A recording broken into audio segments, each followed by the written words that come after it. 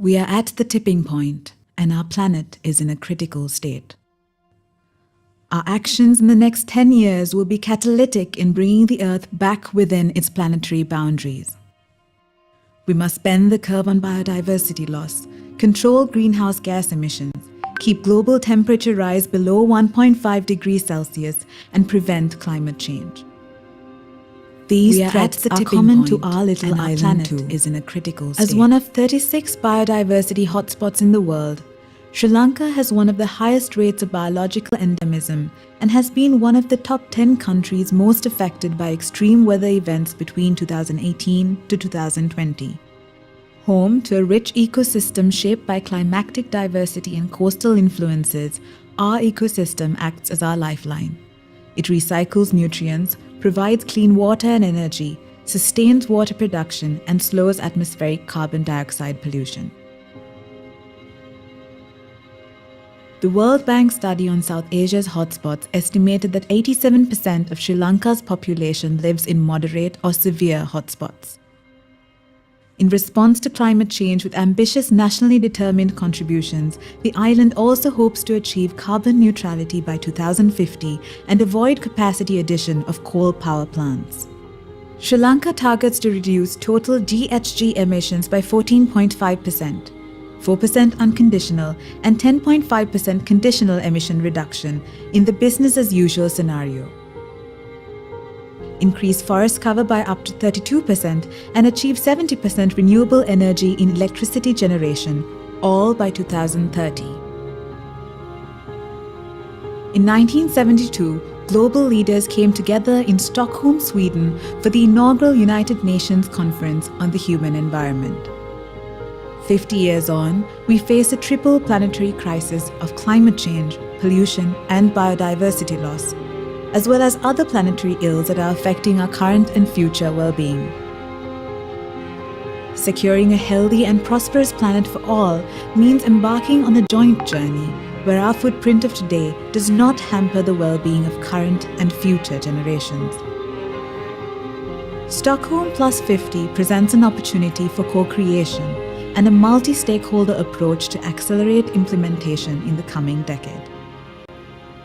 This includes the relationship between humans and nature, what we invest in, and how resources are used and shared, areas that are fundamental to a sustainable future.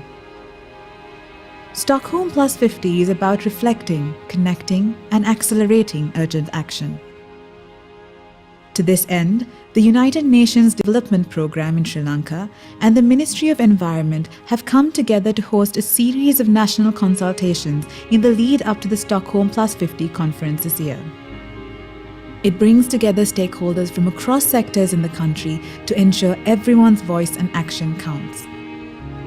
The consultations will cover three themes: urgent need for a healthy planet and prosperity for all, sustainable and inclusive recovery from COVID-19, and implementing the environmental dimension of the SDGs.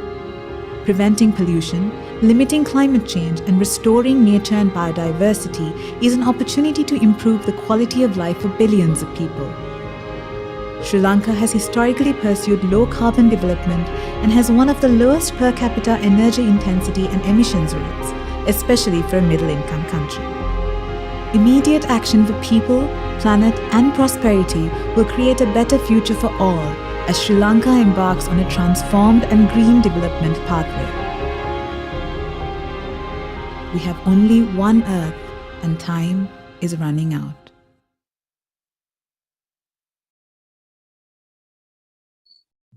I would now like to invite Mr. Gandhi Singha, the project manager from UNDP, to start the session and give the welcome remarks. Thank you very much, Theoni. Good morning, ladies and gentlemen.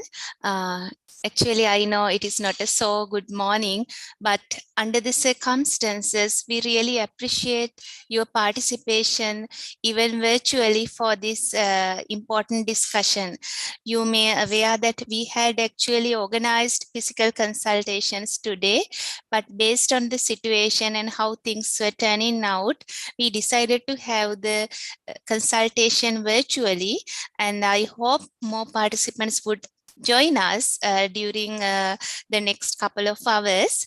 And we really appreciate for your timely participation despite all the challenges we are facing right away.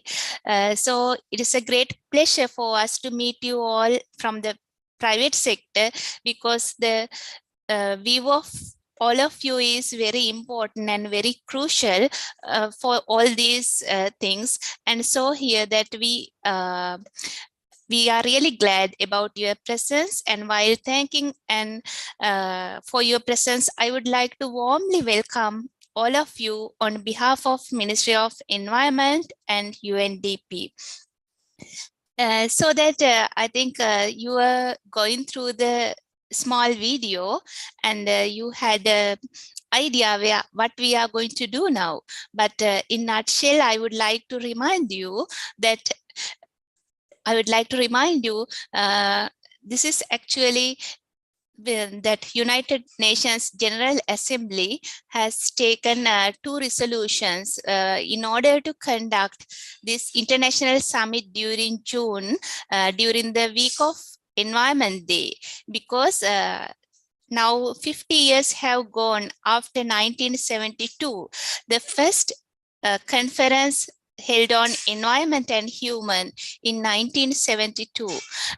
So that commemorating 50 years, we are at a juncture to look back how far we have come, and should there be any changes, what are our reflections, and being in the decade of action for the sustainable development goals. When we go through the achievements of our indicators, there is not much to be satisfied, so that we all understand that the decade of action was declared in order to accelerate this SDG achievement. However, the first 2 years of the decade has already gone with the COVID-19 pandemic. So this international conference will be focused on thinking and reflecting on how we should achieve our sustainable development goals by 2030 as a globe, and how we should inclusively and sustainably recover through the COVID-19 pandemic, and then how we connect our environmental dots in SDGs for a better world. Ultimately, our target is that, as you may have recalled the final scene in the video, it said we have only one planet, so that we all know we have only one planet, so that the time is running out. So it is high time for our action. So in order to have a healthy planet for the prosperity of all, we want to stress that it is our responsibility and it is our opportunity. So we all have to come together. So that's why these 3 leadership dialogue discussions going to take place in June. But before that, actually UN is conducting several level of discussions toward that event. Throughout the world, there are global surveys and global discussions and regional surveys which are organized by UNEP. Also, I want to remind you that it is 50 years after starting the UNEP, that means United Nations Environment Program. So that UNEP is coordinating all these at global and regional level, while UNDP is coordinating all the national consultations around the globe. So these national consultations are supposed to be very inclusive discussions in order to reflect the thoughts of all.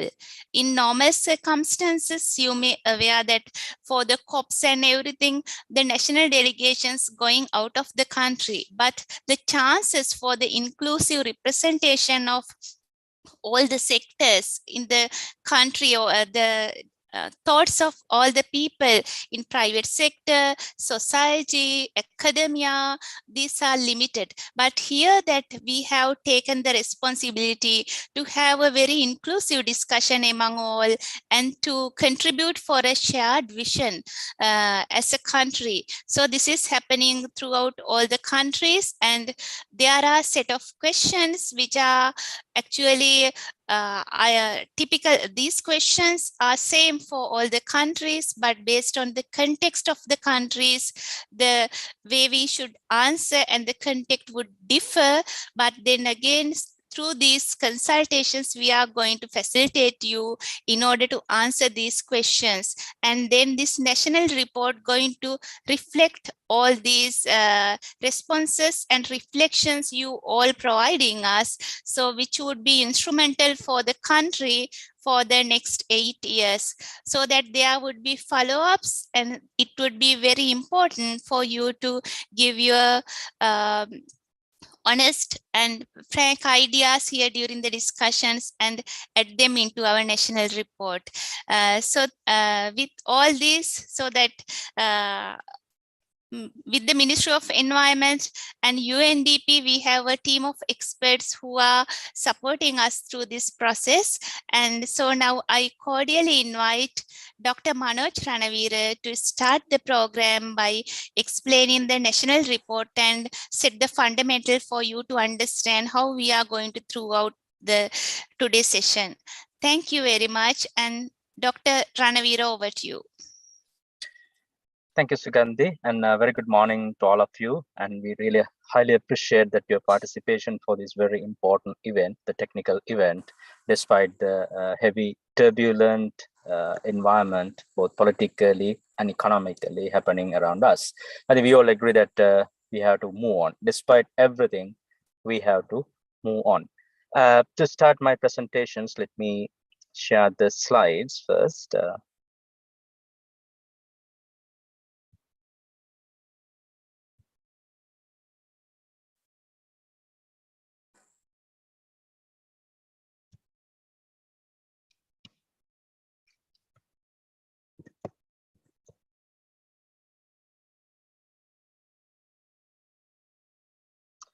Right, so here we have actually arranged 4 presentations starting from my one. So my task is to explain you the reporting process of this Stockholm+50 consultation.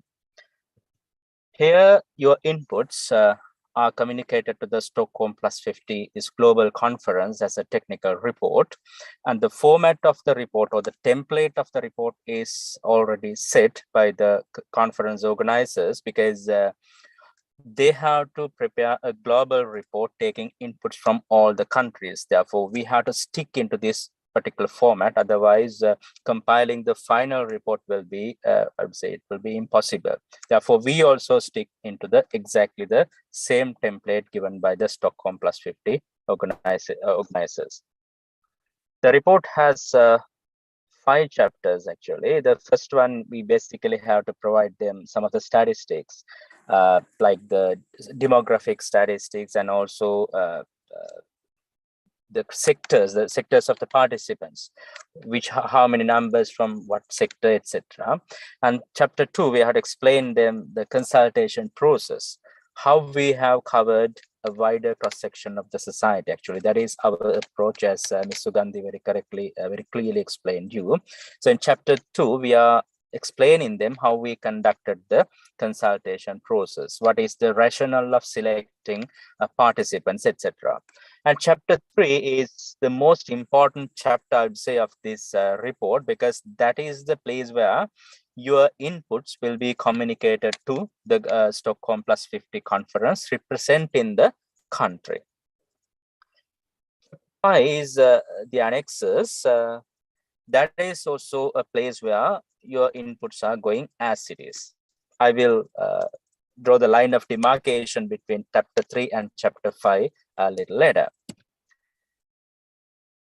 Here, as Ms. Sugandhi explained in in her presentation, in her talk, that we are consulting quite a wider cross-section of the society.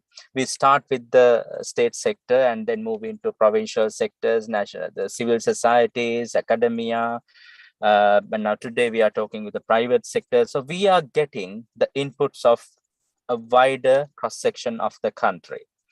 And what we are doing is we are posing you the same set of questions and then get your answers.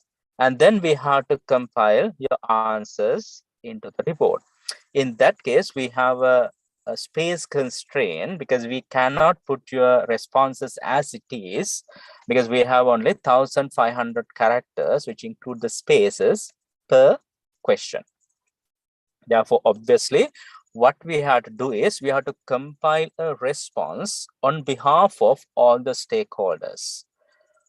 In that process, what we are doing is we are grouping your responses for similarities and connecting different responses together, and then make a response, a builder's response, which can justify all the diverse views expressed in the entire consultation process. However, essentially in that process, I think you can understand some of the opinions will not find space in this 1,500 characters. But I must emphasize the fact that these ideas do not find a space, not because they are not important. Our role is not selecting or ranking responses, but what we are really doing is we combine similar opinions and we connect different ideas together. That's all what we are doing.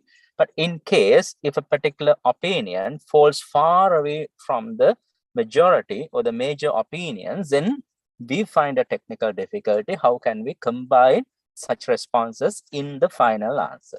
That is the only reason for some of the opinions to fall aside, right? However, we are not dropping those from the report.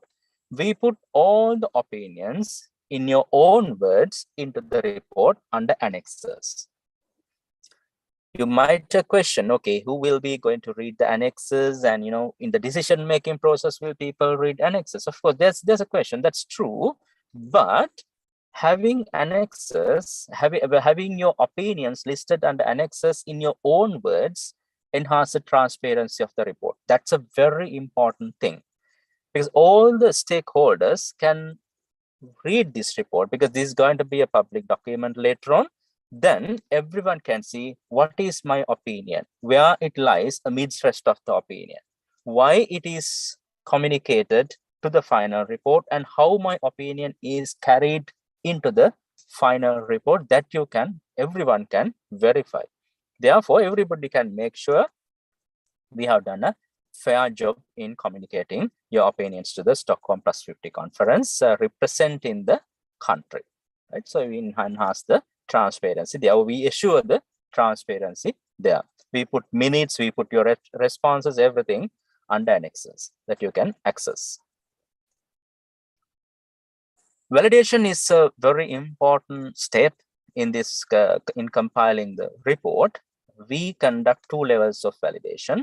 The first one is the stakeholder level validation, which is done through the plenary session. Later today, you will be grouped into 3 groups and you will be provided 3 leadership dialogue questions. You can join any of the groups as you wish, and you can respond to the, as a group activity, as a brainstorming session, you can respond to the questions. Then at the end of that discussion, we are having the plenary session in which, let's say, for example, group 1 present their responses to the rest of the groups. Therefore, the rest other parties who did not take part in compiling responses for leadership dialogue question set 1 or the group 1, they can express their opinion and they can clarify anything that is written there. In that way, we can make sure what is going out from the today's session is a sort of some opinion which is having a general agreement across the house. The next level is the country level validation, in which we are providing the draft report to the Ministry of Environment and the UNDP, where they can perform the country level validation. So this twofold process will ensure your views expressed in the consultation process is a true reflection in the report as well. Last but not the least very important thing here is the quality assurance in the report, final report. We believe the quality of the final report stand on three very strong columns or the pillars. That is the quality assurance in sampling, quality assurance in data collection, and the quality assurance in reporting. And these three pillars, we make sure stand on a very sturdy platforms. Quality assurance in sampling, here we follow the whole of the society and the whole of the government. That's why we are consulting as wide as possible cross-section of the country, including the government and the state sector, the national level or the local authorities, civil society, private sector, academia, so and so.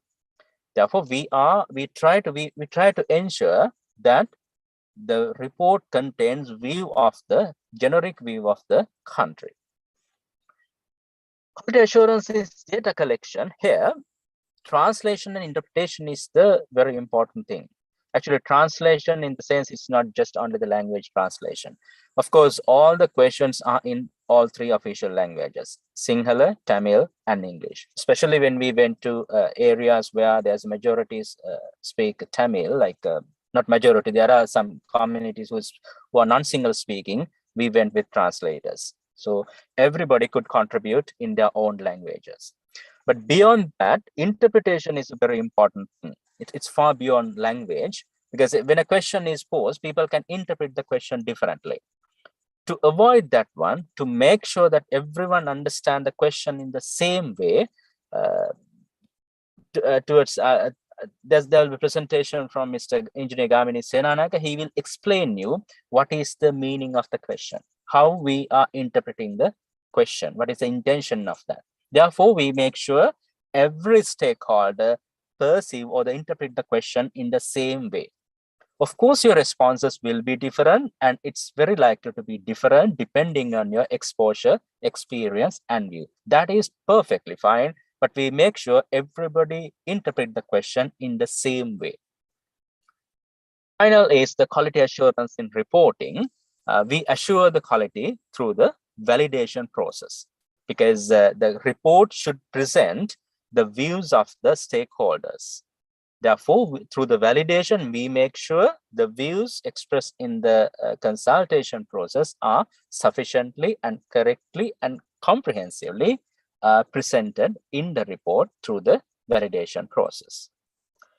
And we have two more presentations to talk about the evolution of the concept of the sustainability and also the background of these efforts to set the context of the discussion. Therefore, I would like to invite Dr. Shamin Vidanage to present the evolution of the concept of sustainability. Thank you, and over to you, Dr. Vidanage. Thank you, Dr. Manoj. And Manoj just gave you the background, how the consultation-related results would be compiled and included in the national communication to the Stockholm+50 conference, which is going to be held in early next month. I will take you through very quickly about the evolution of the concept of sustainable development. We all are familiar with this concept, and there's a very popular definition of the sustainable development where it says the development which meets the needs of the present without compromising that of the future generations meeting it. So with that, let me take a few minutes to give a few ideas relating to this concept. So I will be covering the initiatives which took place globally up to 1972 very briefly, as well as the initiatives which took place after 1972 up to now. Then I will also take you through about some national initiatives taken from those global initiatives on sustainability. We are very familiar with the sustainability concepts which has been there in the past, and we are one of the countries where we gave very high level of recognition to the rest of the life by declaring Mihintala as a wildlife sanctuary way back in 3rd century BC. The concept globally has been used in different ways scientifically. One of such early usage of the concept was in forestry, where in early 18th century, sustainable forest management has been used, and up to now, it has been used in the forestry sector. Similarly, in the fisheries sector, in early 19th century, they've started using this concept in calculating maximum sustainable yield in fisheries. And after the Second World War, up until 1970, there has been a very rapid economic development all over the world due to various inventions, technological advancement, the so-called industrial revolution have given various new ways of producing more in a faster manner. So there were a large number of issues in addition to what we have all appreciate the improvement in social well-being. So we are having all these things because of the development, and we are connecting each one of you through these modern platforms. All that is thanks to development. But when development was taking place during 45 to 1970, which was also considered as the golden era of economic development, there were many issues, especially over extraction of natural resources and putting so much pressure on those systems by way of adding pollution.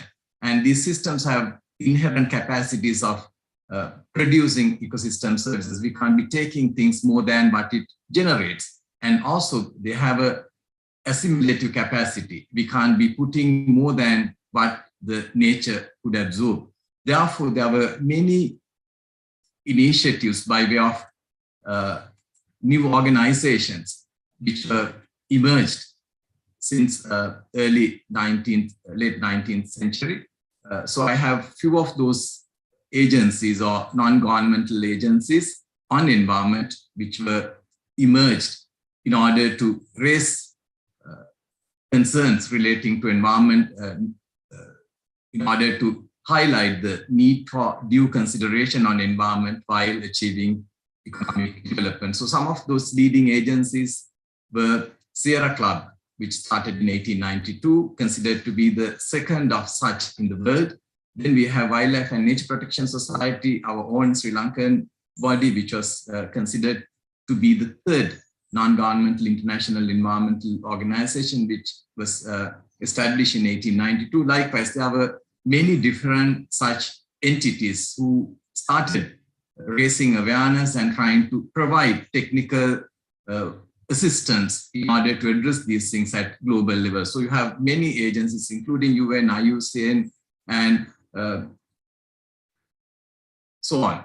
And not only institutions, there are individuals, the scientists who have looked at things in a different viewpoint, especially people like Rachel Carson, who put together a very, very important publication called Silent Spring, which brought back the issues of indiscriminate use of pesticides and their health effects and environmental implications, which later on considered to be the modern beginning of the modern environment movement. And likewise, there were many others. I just included one other such contributions from Kenneth Balding, who took the concept of spaceship Earth and highlighted the issues such as the planetary boundaries. If development to take place like that happened during 45 to 60s, he highlighted that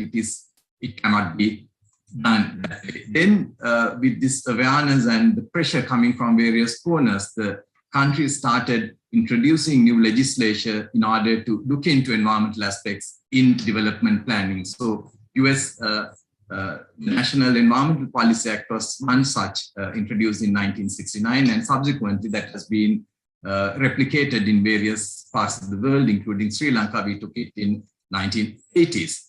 So similarly, there were many such representations, and April 22nd, 1970, there was a large gathering in US to highlight these issues, which were subsequently recognized as the first Earth Day, and thereafter it has been commemorated every year. So in this slide, maybe it's too clouded, but you have 1972 as the starting point and 2022 as the end point. So within that 50 years or half a century, there were many international events. So to begin with, as Sugandhi mentioned at the very beginning, 1972, there was the first of that kind in a global context. The first global environmental conference was held in Stockholm, Sweden, titled Human Environment. On the same year, just prior to the UN conference, there was a very important publication based on scientific research.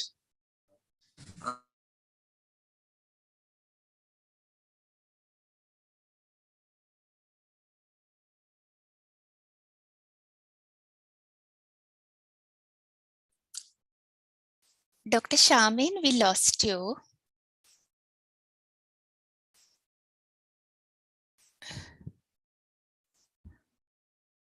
Really sorry, everyone. I hope we are facing a small technical issue. Give us 1-2 minutes. Dr. Shamin will come back immediately.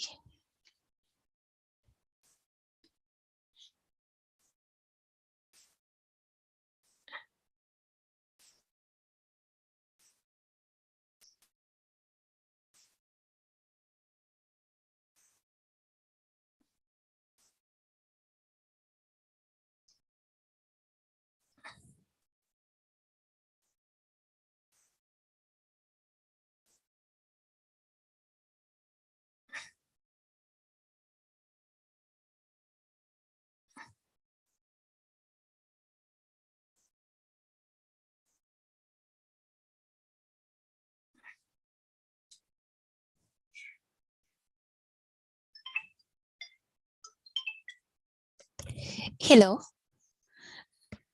Oh.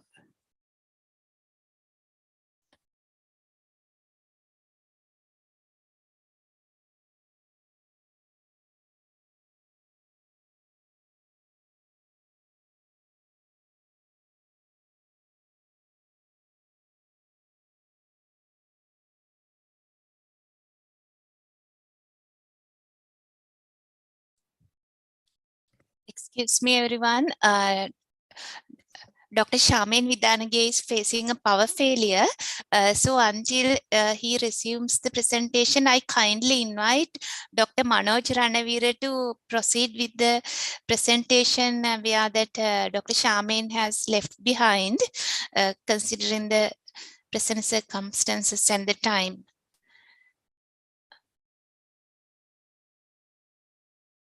Dr. Manoj? Sure, wait, I will load the slides.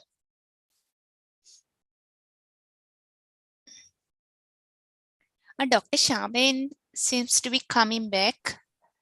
Yes. Dr. Shamin. Yeah, I'm back. I'm extremely sorry. Can Tevuni give me the co-host rights, please? They have been given to you, Dr. Vidanage.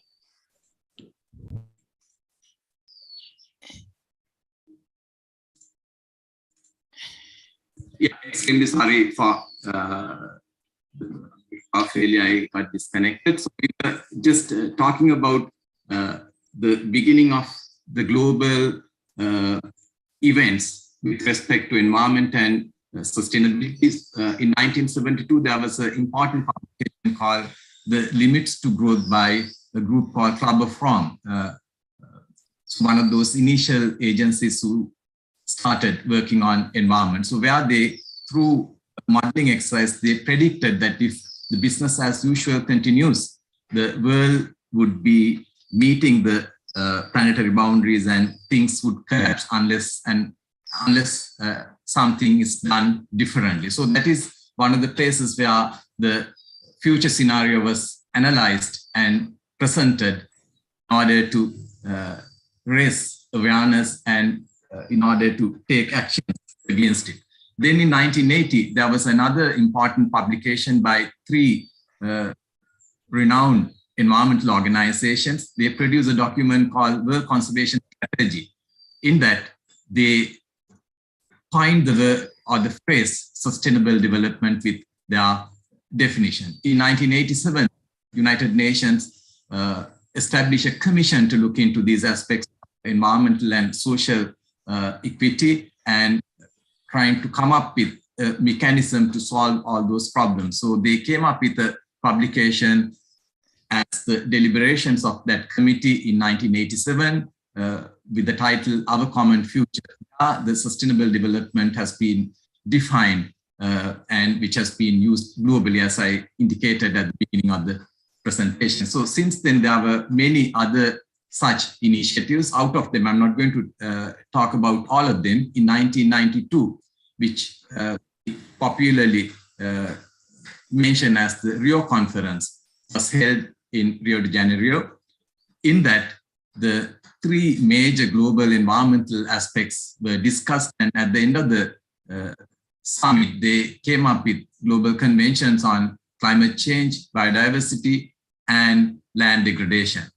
Furthermore, they prepared and came up with the agenda for the 21st century in order to address environmental issues in development pathway. So there were many other such things. In 2000, United Nations Millennium Development Goals were introduced. There were 8 such goals. Then there were initiatives on sustainable consumption and production at the global level. Then Kyoto Protocol was introduced in 1997 in order to address climate change issues.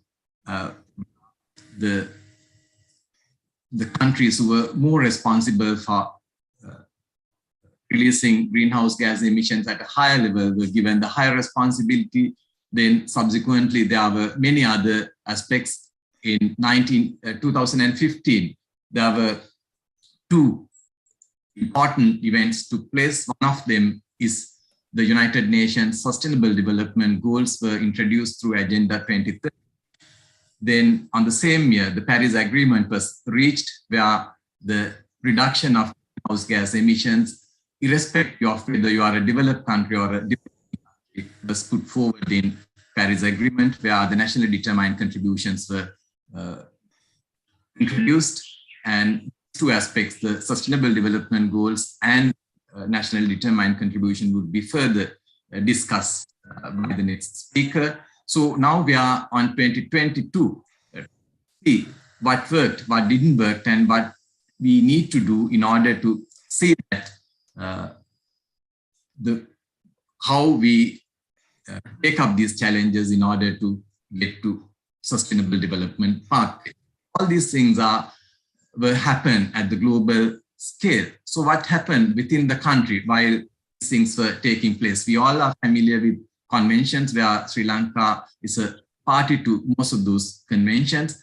And Sri Lanka also followed those global guidance, and Sri Lanka produced a national conservation strategy in 1988, following the World Conservation Strategy. Then in 1991, Sri Lanka produced its first National Environmental Action Plan for 4 years. Subsequently, they have done that for 2 consecutive time periods.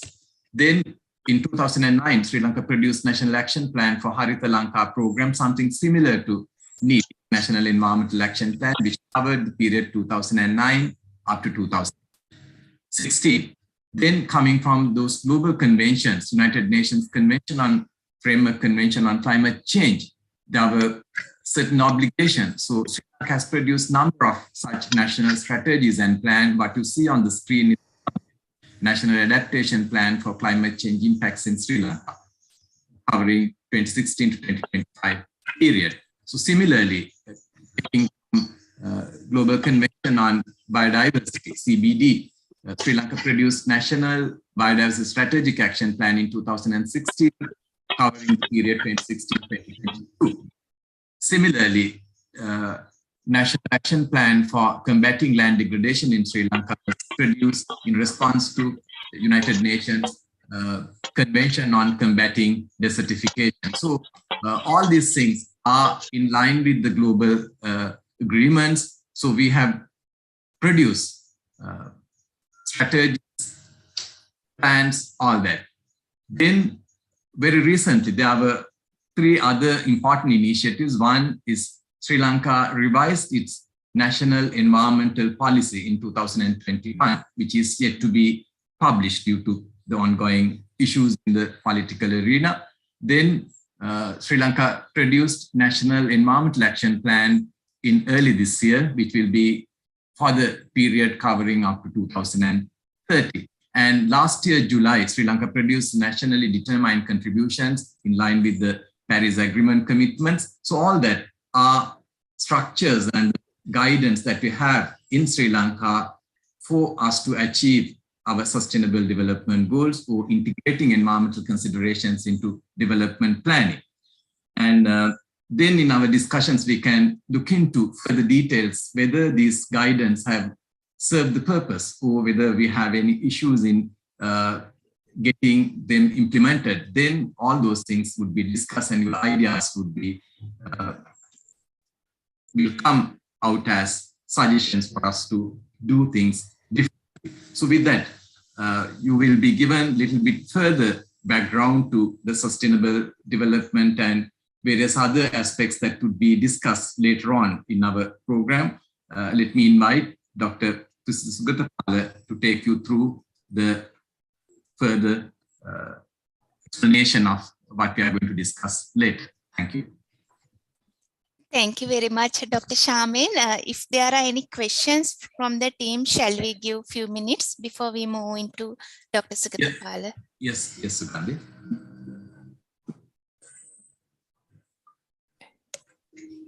Kindly raise your hands if there are any questions on the presentations up to now.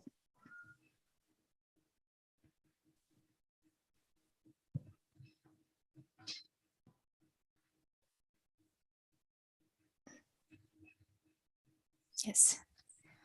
Since there are no more questions, I think Dr. Sugata can resume the presentation. Thank you. Thank you. Good morning. First, I'd like to join others in thanking you for joining for today's session, irrespective of the present situation. So,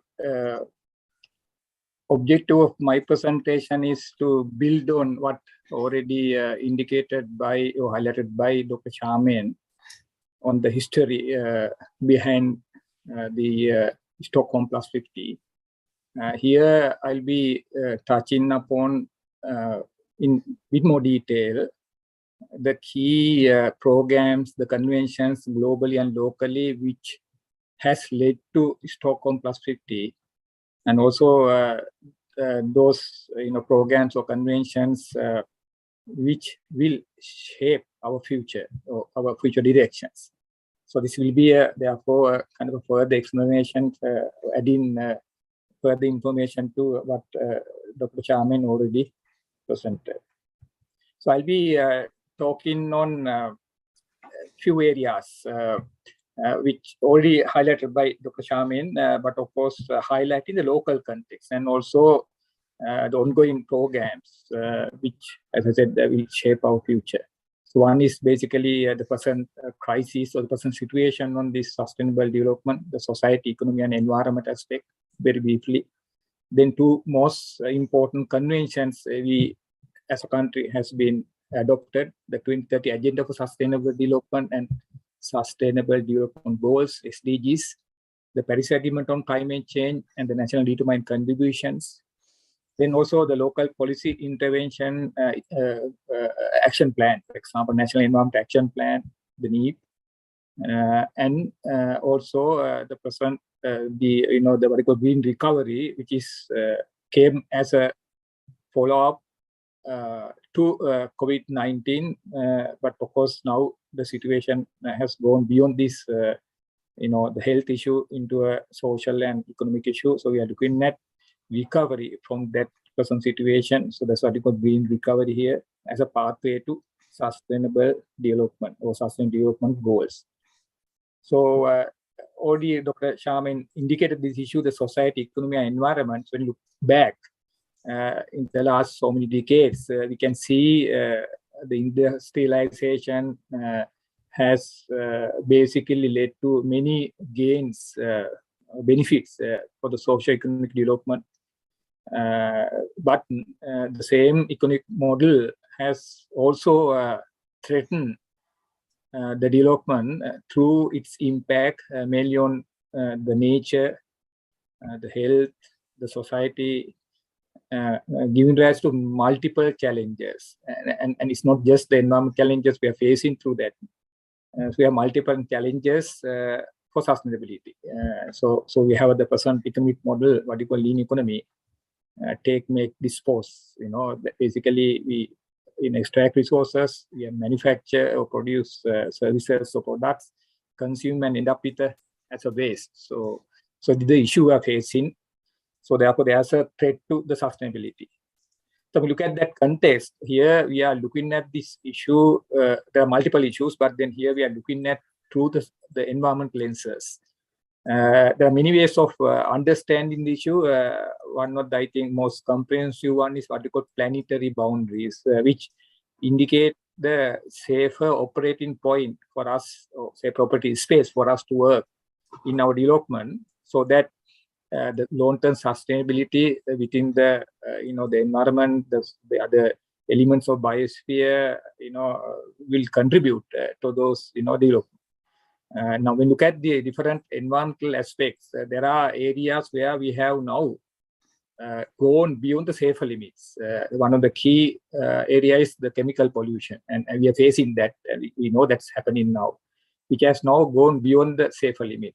The other aspect is the biochemical flows, like potassium, nitrogen. These are linked to the fertilizer, for example. That's also an area where it has gone beyond the operating space, safer limits.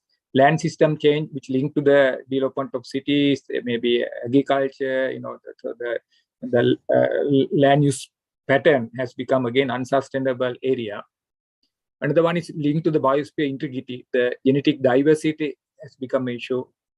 Then we all aware that the climate change has become a serious concern now, which also has passed the safer limit. So we are in danger through the environmental implication, but giving rise to the other dimension, the economy and society. Thus impacts also will arise from this economic or environmental aspects. Another important element I want to highlight is there are certain areas we don't have information to even quantify. For example, under biosphere integrity, the functional diversity among different species is not known yet, right? Yet to quantify. So we don't have information whether we are safe or not. Most probably we are not safe in that line also. Then the atmospheric aerosol loading, these are talking about the particulate matter in the atmosphere linked in the air pollution. This is also not yet properly quantified. So there are areas where we don't have information to even see whether we are okay or not. So we have issue here. We can see those issues are strongly linked to the environment. So with that, the complexity between this gives rise to the solution framework proposed by the global community, particularly the 2030 Agenda for Sustainable Development, which also followed with these Sustainable Development Goals. So we are aware that we have 17 goals, which indicate, in fact, 17 key challenges we face. Then there are associated 169 targets. Then around 240 indicators, which all this framework have been signed or rather committed by many countries, especially UN member countries. 193 member countries have committed to contribute to this. Now, when you look at the SDGs or sustainable development, although we have 17 different SDGs, sustainable development goals, the way we can understand the sustainable development and sustainable development goals is looking at the what you call bird eye view, or the comprehensive way, since all these SDGs are interconnected. So one of the basic way of understanding SDGs by looking is core principles. So those are also listed here. I'm not going to discuss each and every one, but these are very fundamental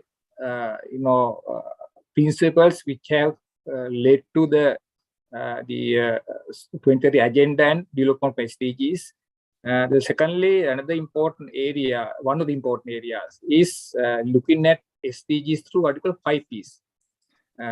These 5 Ps include the planet, the people, the prosperity, the peace, and the partnership. Now, here the planet means the environment, the people mean the society, prosperity mean the economy. So we can see the environment, society, and economy, the 3 dimensions of sustainability is there as a basis for SDGs. But of course, it's go beyond that. We talk about the peace, which deliberated the importance of the institutions, and then other one, the partnerships, basically the collaborations among countries, and also in the local context, we can look at the partnership within the countries in different levels, government, private sector, and others. So all basically come together to as an integrated approach in shaping the SDGs. So therefore, when we want to move towards SDGs, to achieve SDGs, we have to look at in this framework, not in isolation. However, the Stockholm+50 is looking at an area, this one, that is the environmental dimensions of SDGs. Of course, all the SDGs are integrated, interlinked means environment will appear in all the SDGs in different levels, but yet you can identify some of the SDGs which are very strongly reflect the environment aspect. So here there are 5 SDGs. SDG 6, the water and sanitation. SDG 12, the sustainable consumption and production, or responsible consumption and production. SDG 13, the climate change or climate action. SDG 14, life underwater, and SDG 15, life on earth. These are what you call the environmental SDGs. Now here, when you look at the SDG progression so far, now we are almost halfway through from 2015 to 2030, midway through, 7 years has gone. So when you look at the progression all over the world, even in Sri Lanka, shows that the least progress has happened in environment-related SDGs. Of course, we have gains in other SDGs, but then environment SDGs are lagging behind, globally as well as locally. So therefore, the Stockholm+50, the one of the fundamental concept basically arises from this issue, the environment progression towards SDGs. So therefore, the attempt is made now to accelerate the the progression towards SDGs for the next 7 or 8 years, especially giving emphasis on environmental aspect. So that's the basis for Stockholm+50 derivations.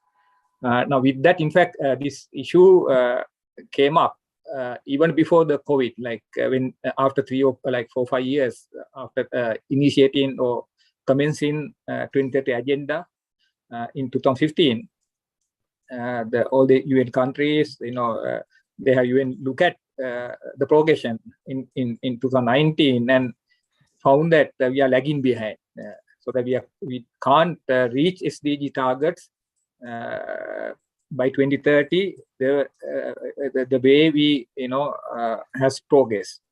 So therefore they came up with a new kind of it's not a new convention or so, but a kind of a reiteration, the emphasis on the fundamental of SDGs, the core principle that from 2020 to 2030 we need a different emphasis or different level of action. That's so-called decade of action. So decade of action is a UN initiative targeting SDGs so that we can reach SDGs as anticipated with a new initiative. So it's a 10-year period, and of course the COVID-19 has impacted on this the decade of action, but the fundamental behind that decade of action is still valid. So therefore the emphasis on the Stockholm+50 is again reiterating the decade of action to accelerate the progression towards SDG by 2030. So here there are 3 levels of action they are looking at: the global level, the local level, and people level. I mean that all the countries all the societies, every people, every stakeholders are bound to, react to this, contribute to this in the most important, global agenda. So that the three levels, as well as they talk about three areas. One of the first areas that of these, the more commitments. We need more commitments. We had to mobilize everyone everywhere, all the countries, all the the national level, subnational level, the local level, and people level. All the levels we need more commitments from all of us. Then the second area is the more ambition. The early ambitions we have put forward is not sufficient to reach the target by the SDG targets by 2030. So it's demand for urgency and ambition, more ambition. The third areas of action is the more action itself. We need to design new innovation, the solution, because the challenges we are facing are so complex, so that we need innovations, the creativity, innovations, and new solution to address that. So therefore, this is the way what you call the decade of action has been, developed, which will be one of the key fundamental area under which Stockholm+50 actions. These dialogues are, happening now. Now we look at this basically global situation. We look at the locally, Sri Lanka also as a signatory to 2030 agenda. We responded positively in terms of policy and the governance aspect. Sri Lanka government has enacted the Sustainable Development Act number 19 of 2017, and with that, under that, the Sustainable Council has been established as the focal point, the institutional mechanism to support others, all the stakeholders to contribute to SDGs. Then Sustainable Council are now in operation, and they have developed a national policy and strategy on sustainable development, which is in a draft version now, need to be submitted to the cabinet for the approval. So it might take some time with the present situation. Then Sustainable Council also mainstream SDGs into national, provincial, and local authority level, indicating that all the actions, or rather action plans, the programs in all the institutions should be aligned with SDGs. So that is been happening now. That all the agencies, especially government agencies, at both national and local level, has to respond to SDGs by aligning their activities and also allocating the resources, financial and other resources, by looking at the SDG targets. We look at the progression by last 2021 December. We have now information data on the progression of SDGs under 100 indicators. Unfortunately, we have around 240 indicators. Out of that, Sri Lanka have information to check the progression only for 100 indicators. So we can see we have an issue here. We need this type of indicators from the beginning in 2015 onward to monitor progress, but even in 2022, at the beginning, we have only 100 indicators. To even monitor. So we have an issue of even monitoring. So therefore, when you look at even with these 100 indicators, the information available, when you look at the progression, it shows that we are lagging behind, like all the other countries in certain areas. Particularly, these areas are linked to environment-related SDGs. So therefore, this also indicated the importance of Stockholm+50 in the local context, that we also need to look at the present crisis, moving away from this situation, while looking at more, strongly on the environmental related SDGs to achieve the 2030 agenda and SDG targets. Now, another important area is what we call climate change, the challenge. That's one of the major challenge faced by the global community, including Sri Lanka. Although SDG, we have one indicator out of one goal out of 17, that's SDG 13 on climate change or climate action. This has become most important SDG when you look at its integration, its linkage to other SDGs. So therefore, it says that to address even SDGs, sustainable development, we had to strongly look at the climate actions or climate change. So with that, we have a different convention, the Paris Agreement on climate change. Again, global community are now responding collectively, including Sri Lanka, with the target of limiting our global warming to well below 2 degrees centigrade.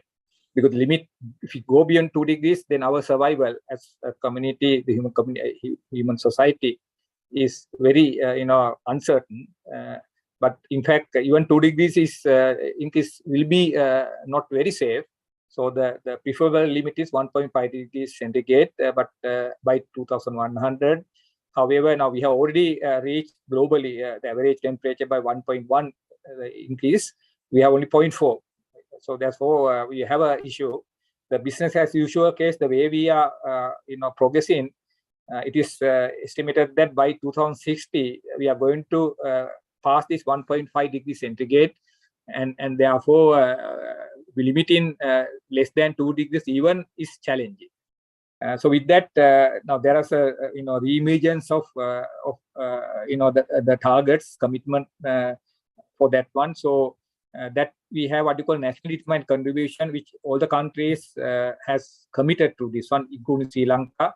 Locally, we have earlier developed our NDCs, national determined contribution, initially with the intended national determined contribution in 2015, followed by in 2016 the national determined contribution for the implementation period of 2020-2030. Now we are into 2 years now.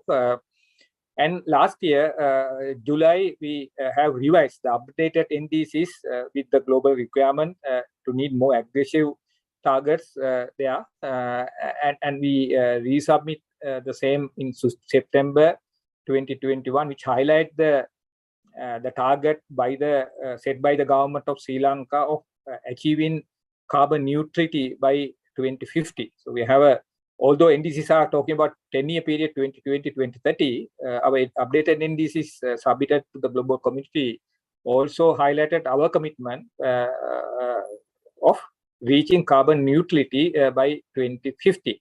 So those are the areas we have to now look into when we are shaping our development activities, all the stakeholders. So when we look at the NDCs, there are 5 areas which we have elaborated as a country. The mitigation, how we are going to reduce carbon emission from business as usual case, we have shown in 6 areas: energy, transport, industry, waste, agriculture, and forestry. Adaptation, that's also very important area. We are very vulnerable to climate change. So we have 9 sectors through which the adaptation actions have been elaborated. Then we have loss and damage, the means of implementation, and also this year, this revision, we have also highlighted the linkage between SDGs and also NDCs. So that's indicate the importance of the climate actions for achieving SDGs. So that's also an area under which the Stockholm+50 is being deliberated. Now, locally, in response to this importance of environment aspect in the sustainable development arena, Sri Lankan government has now finalized the National Environment Action Plan for the period 2022 this year to 2030 as a pathway to sustainable development, basically in Sri Lanka. So this is the policy document or the action plan to be implemented immediately. This will shape again the different the development plans in all the sectors of the economy. Now, in this particular case, the NEP, National Environment Action Plan, is presented under 9 thematic areas covering the key environmental elements and also linked to the the economic sectors. I'm not going to read through it, but this basically covers every area of the economy linking to the environment. Here, a series of derivations are presented: the strategies, actions, KPIs, the baseline, the targets, time frame in 3 stages: the short, medium, and long term. Long is the 10-year period. Relevant SDGs where we link to the sustainable development targets with the NEP. Indicative budget, the implementation responsibility, the agency, lead agency, other agencies, all are presented in this document. This is about to publish now, finalized, but the waiting for printing. So this will come in, I think, within a couple of months at least, so that everyone can look into this one, especially the government agencies, to implement the activities within the environmental aspect. Then lastly, I want to also talk about this green recovery, and you all aware that what happened with the COVID-19. Initially, it seemed that like in 2020, when you look at the globally, there's a huge downfall in our human development. For the first time in the history, when you look at the last so many decades, yearly we have a positive progression. Even in the global financial crisis in 2008 or 2009, of course, there's a impact on the human development, but then again we had a positive impact with the global financial crisis. But when you look at the COVID-19, it has impacted the economy by unprecedented way. With like 6 years of development we had is gone back within 1 year, and that is been now continued, like in 2021, now 2022, we are having the same issues. Of course, we have some recovery, but then still we have a huge damage on the economy. So what is seen there is basically the evolution of from a health shock. COVID-19 was a health shock, but now what we are facing due to this situation, the economic crisis, and then linked to the social and political crisis, especially locally. Now we see the political crisis we linked to the economic crisis.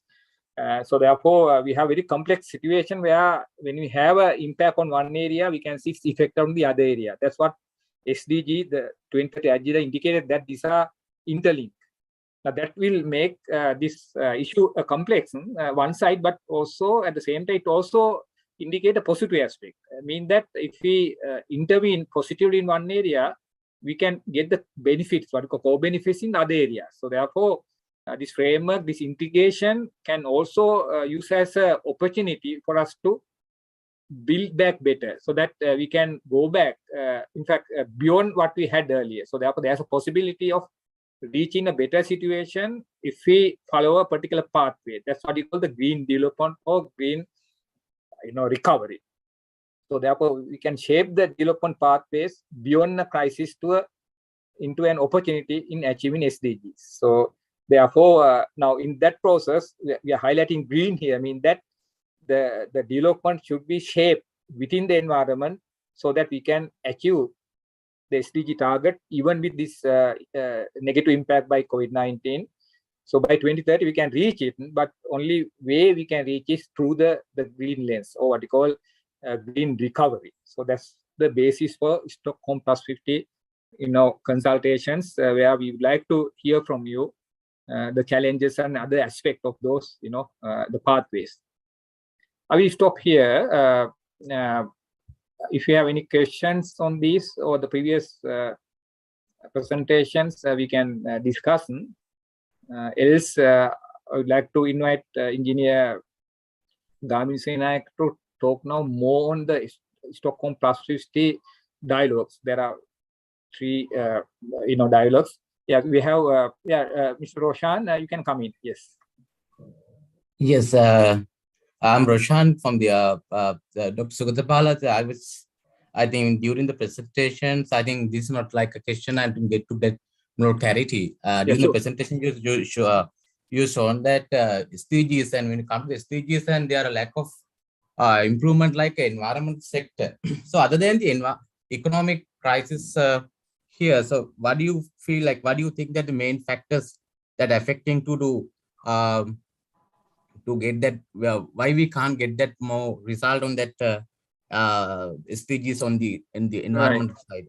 Yeah, in fact, the same question there in our dialogue. So we want to hear from you that question answered. So therefore, I'm not going to answer that one. Why? We have that question in the dialogue 3. We have the same question. What are the challenges? So what I will like the third dialogue, we will have this discussion. And since I don't want to provide my view to that will have an impact on your thinking also. So sorry for that. So I will keep that question to the breakout session where we're going to have that discussion. The same question will appear in the dialogues. Okay. Okay, thanks. Thank you.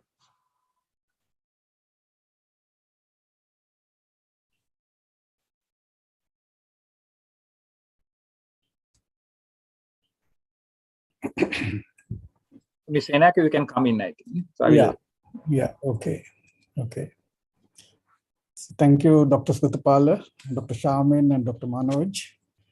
And this is going to be the last presentation before we break up for 3 groups. So good morning, everyone. Thank you very much for joining this important session. So we have over 20 participants. I think it's a good number. After this presentation, we are going to break into 3 groups. You can, depending on your interest and the areas where you can make a contribution, could join. So far, we have had 8 consultations of different segments of the society, starting from the state sector. We have talked to national level decision makers, the provincial level, local authorities, in the academia, the youth, CSOs, and also yesterday we met representative of most of the leading professional bodies in Sri Lanka. Today we are meeting the private sector representative. So we feel this is a very important group for us to understand your views for this response for this. So what I will do, this is a very brief presentation for us to understand what these leadership dialogues are. The Stockholm +50 event will take place in June, early June, and we expect a very high level of participation from all member countries. And when they meet, they will dwell on 3 areas of importance. So let me show you the content of the presentation. So there are 3 leadership dialogues. And also for us to respond to these, the contribute to these dialogue, we are given a set of standard questions. So these are the questions they have given to all member countries, the same set of questions, and they don't want us to change these questions, but respond taking the national context into consideration. And also, not only all countries, even in country, different stakeholder groups, we also take the same set of questions. Yeah. So we will go through these questions and try to understand, what kind of responses they expect from us. Then finally, there's another question specifically aiming at the Stockholm +50 event. I will also discuss that later on. So these are the 3 dialogues. And the first one is to achieve a healthy planet for the prosperity of all. So that is the first the dialogue. Then the second one is the recovery from the COVID pandemic. It's not just recovery, but the green recovery, inclusive recovery. So that is the second dialogue. Then the third one is the accelerating the implementation of environmental dimensions of sustainable development goals, as Dr. Sugatapala explained a little while ago. So these are the 3 areas. And then when we, each dialogue has a set of questions, we will go through it. So at the end of it, you can decide which one is more, suitable for you to contribute. Yeah. So this is how they are spelled out. The leadership one, reflecting on the urgent need for actions to achieve healthy planet and prosperity for all. Dialogue number 2, achieving a sustainable and inclusive recovery from COVID pandemic. Then the third one, accelerating the implementation of the environmental dimension of sustainable development in the context of the decade of action and delivery for sustainable development. Yeah. So if you take the leadership dialogue 1, there are 5 questions like this. So these questions are simple questions linked to each other, connected to each other, and build upon the previous one. Let's take one by one. Now, this is the idea here to achieve a healthy planet for prosperity for all. Okay. So the first question, they want us to, list 2 or 3 good practices and pathways. How can we restore and regenerate positive relationship with the nature? For that, we are expected to, of course, there are many good practices we can suggest, but what are the most important priorities we can list here, 2 or 3. And also pathways to achieve, to maintain or to improve these practices that we would like to see scaled up. And if these good practices, we should be able to scale it up. Yeah. So how can we scale it up? The practices. Then the second one is talking about the actions. Now, for you to have these good practices, you need to have some concrete actions. Yeah. What are the actions that you like to take, scale up the challenge toward the healthy planet? Yeah. Then for us to have actions, and actions needs in certain places, you need policy support. Yeah. Without right policies in place, sometimes we may not be able to implement certain actions. And also along with policies, we also need to have some structures, maybe organization set up, the coordination mechanism, and so on and so forth. So the first part of this question, what are the actions needed and what policy structures need to be in place. Then question number 3 and 4, let's take the question number 4. Now, when we to achieve a healthy planet, so you need to have certain actions. For that, those actions need to be supported by certain policies and arrangement. So when we do that, how can we ensure, how can we safeguard the right of people and the nature? So including, so everyone, the safeguarding right of people, including indigenous people, local communities, environmental defenders, women, youth, and the future generation. So that is the right of the people and also the right of the nature. So that is important. And then if you look at question number 3, here we are focusing on two groups, two very special groups, marginalized and vulnerable groups. We know very well when we do certain actions to safeguard the nature, the environment protection, and all these things. Sometimes, these actions will negatively affect some marginalized and vulnerable groups. So how can we ensure that they are not negatively affected, to minimize the negative effect? And also, how can we ensure that they are also being benefited by such actions? So that is the question number 3. Then the last question. So when we go into this, the implementation of these things, we should know whether we are moving in the right direction, whether we are achieving the targets we have set. For that, we need matrices and indicators to measure our progress. Yeah. So that is the question number 5. So these are the question number, the set of questions. Then when you break into group for your brainstorming, one of us from our team will join your group to help you in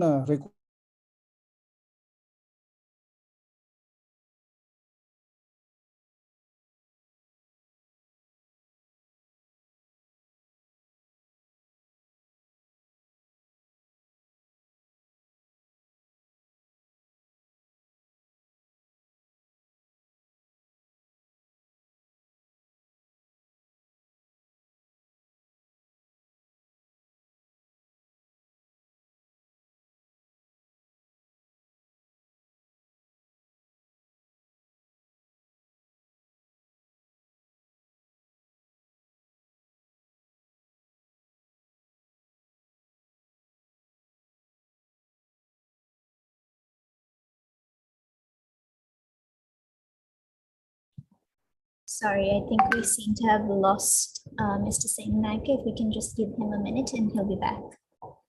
Okay, Mr. Sme Sector.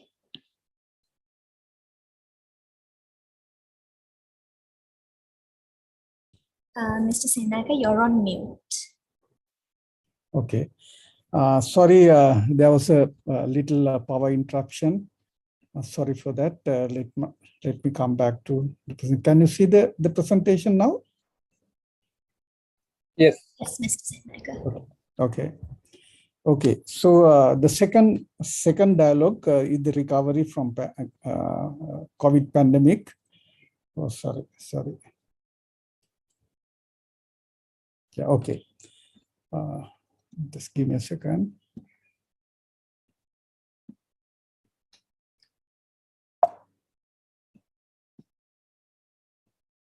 Yes. Okay. Achieving sustainable and inclusive recovery from coronavirus, COVID pandemic.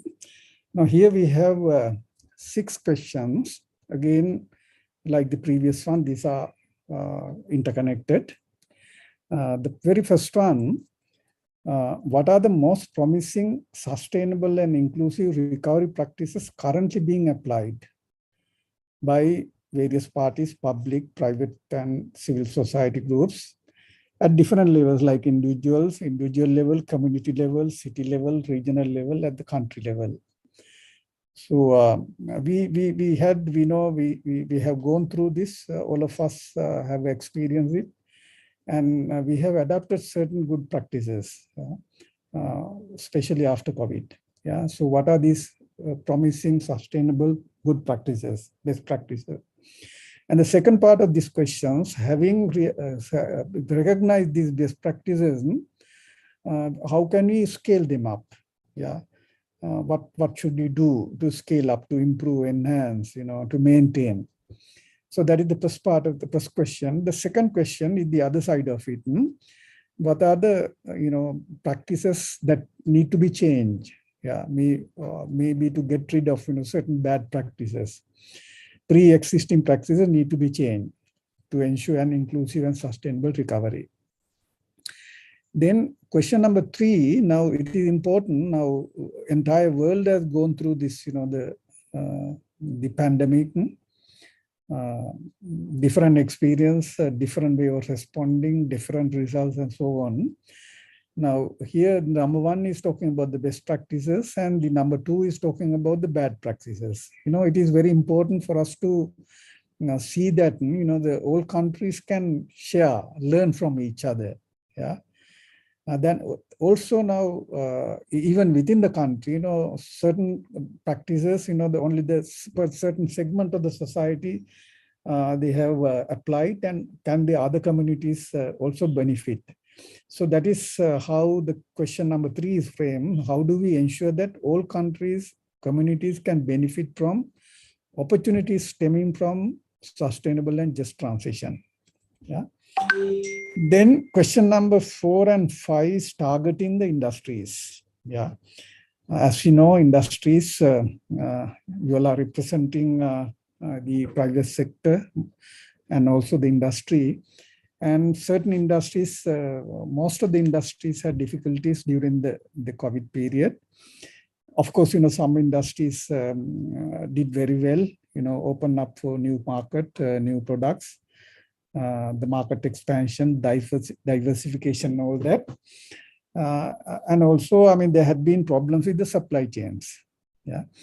So the question number 4 is to the opportunity for us to suggest how to create better performing industries. The idea here now, with the COVID, we had to change a lot of the operation. It's not the same thing, the traditional way of doing, say, the industrial operation or the business operation. So this transition, green transformation, green recovery, inclusive recovery, how the industry should be changed. Yeah, that is the first part of the question. And also the supply chain. Also, we have a lot of experience there.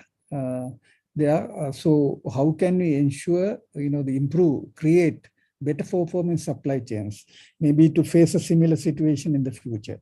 Yeah. Then also now here, now, of course, now when you say industries, there are many different industries, manufacturing, services, and so on. We need to identify what are the most critical sectors, yeah, for which we expect this transformation. Yeah, of course, the old industries need to be changed, but among these industries, there may be very, very important industries. So you can select few sectors and also with the justification why you say that these are important sectors. Then question number 5, now these sectors, these key industrial sectors, whether there are commitments they have already made. What are some of the commitments they have made, and the responsible principles they are applying or they need to apply. Yeah, not only the industry, even the financial institutions. That is an important partnership. Industry needs the support of the financial institution. So, what kind of commitments and the responsible principles that are needed? Then the final question here, now through this green transformation, the recovery, we know that there are a lot of new and green job opportunities are being created. So what are these green job opportunities? And also for this transition, for this transformation, we need new skills, not the old skills we have, new skills are required. For that, the academia, the education sector needs some, the changes to develop these skills. And the government needs different skills for them to be supportive of this transition. And also the business needs a new set of skills to make this happen. So this is the question for the second dialogue. Then again, we have given the format. I'm not going through it now. We can do that when you get into the group discussion. Then the last dialogue, that is the implementation, accelerating the implementation of environmental dimension of sustainable development goals during the decade of 10 years. That is from 20 to 2030. So as Dr. Sugatapala said, so we have only 8 years to go. So what are these environmental dimensions? Water and sanitation, responsible consumption and production, then the climate change, life on Earth, and the life underwater. So these are the 5 areas. And here also we have 6 questions. I think this is the question I think raised by after the presentation of Dr. Sugatapala.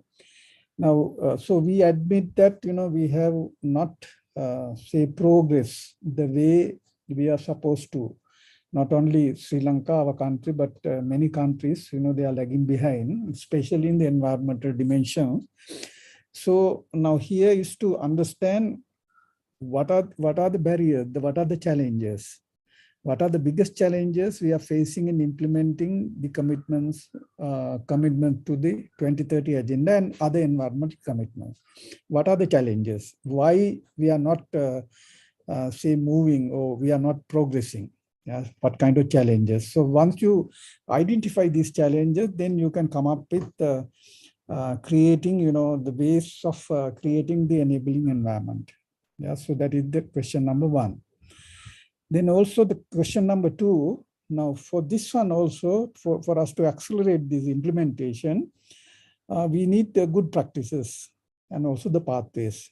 Yeah, and there may be good practices already in place, which can be scaled up, or even it can be good practices, new practices, what we could suggest if you have to accelerate this process.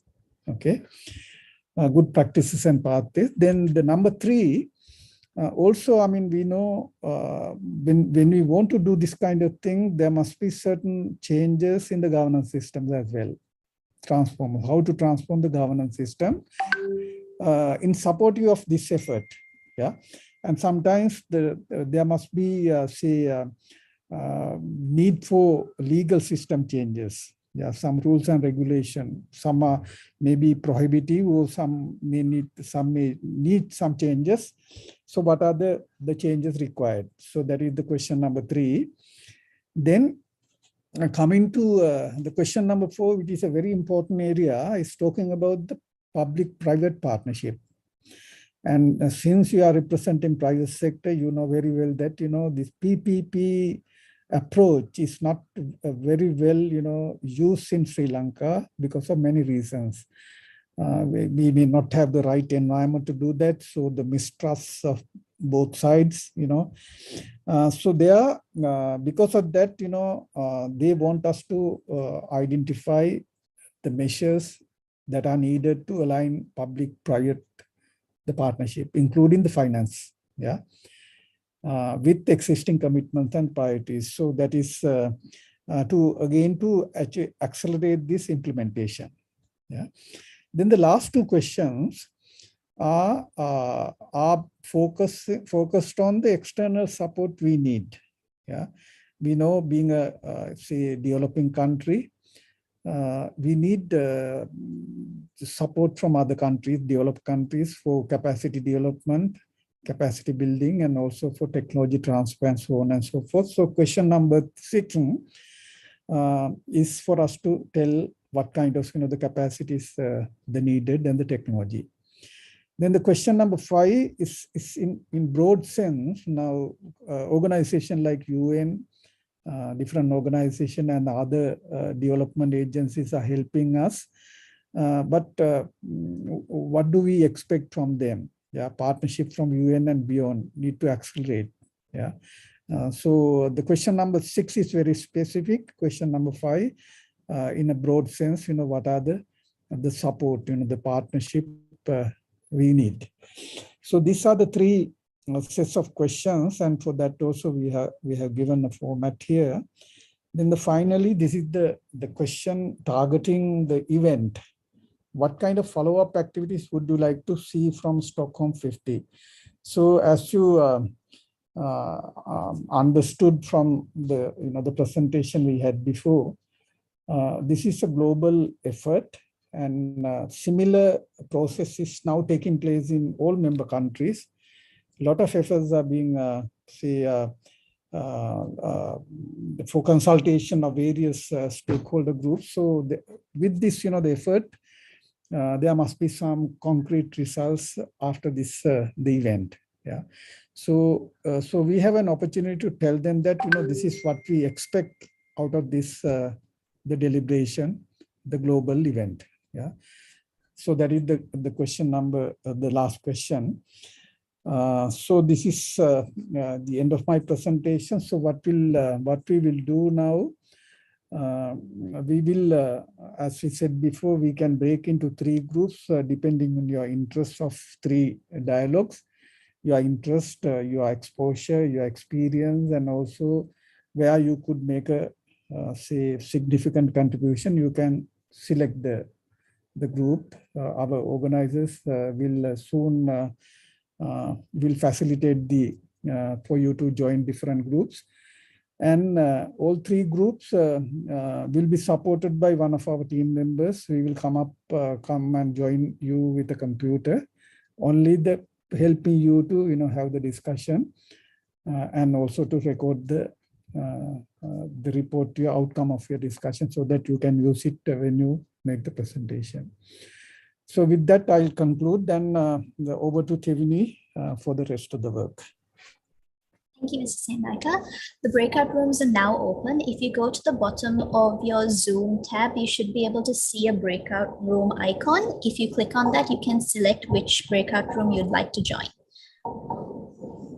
Thank you.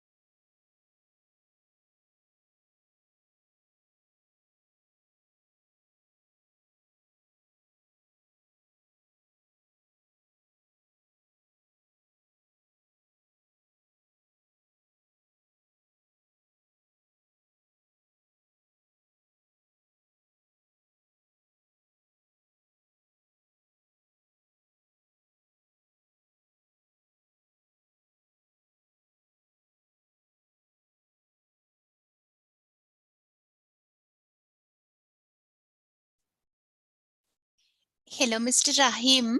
Appreciate if you can join a breakout session, preferably leadership discussion too.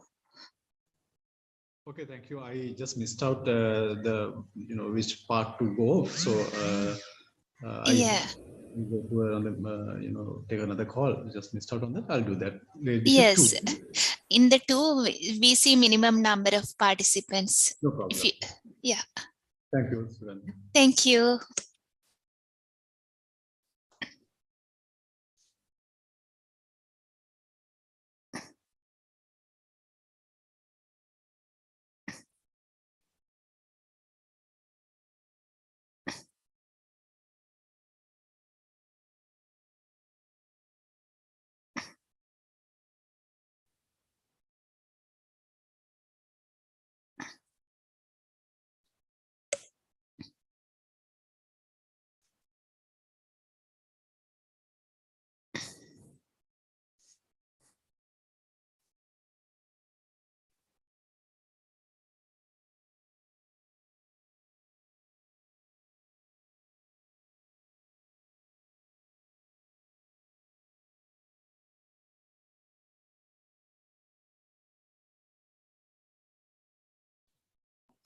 Ms. Chattery, the breakout rooms are now open. If you'd like to go to the bottom of your Zoom tab, you can select which session you'd like to join.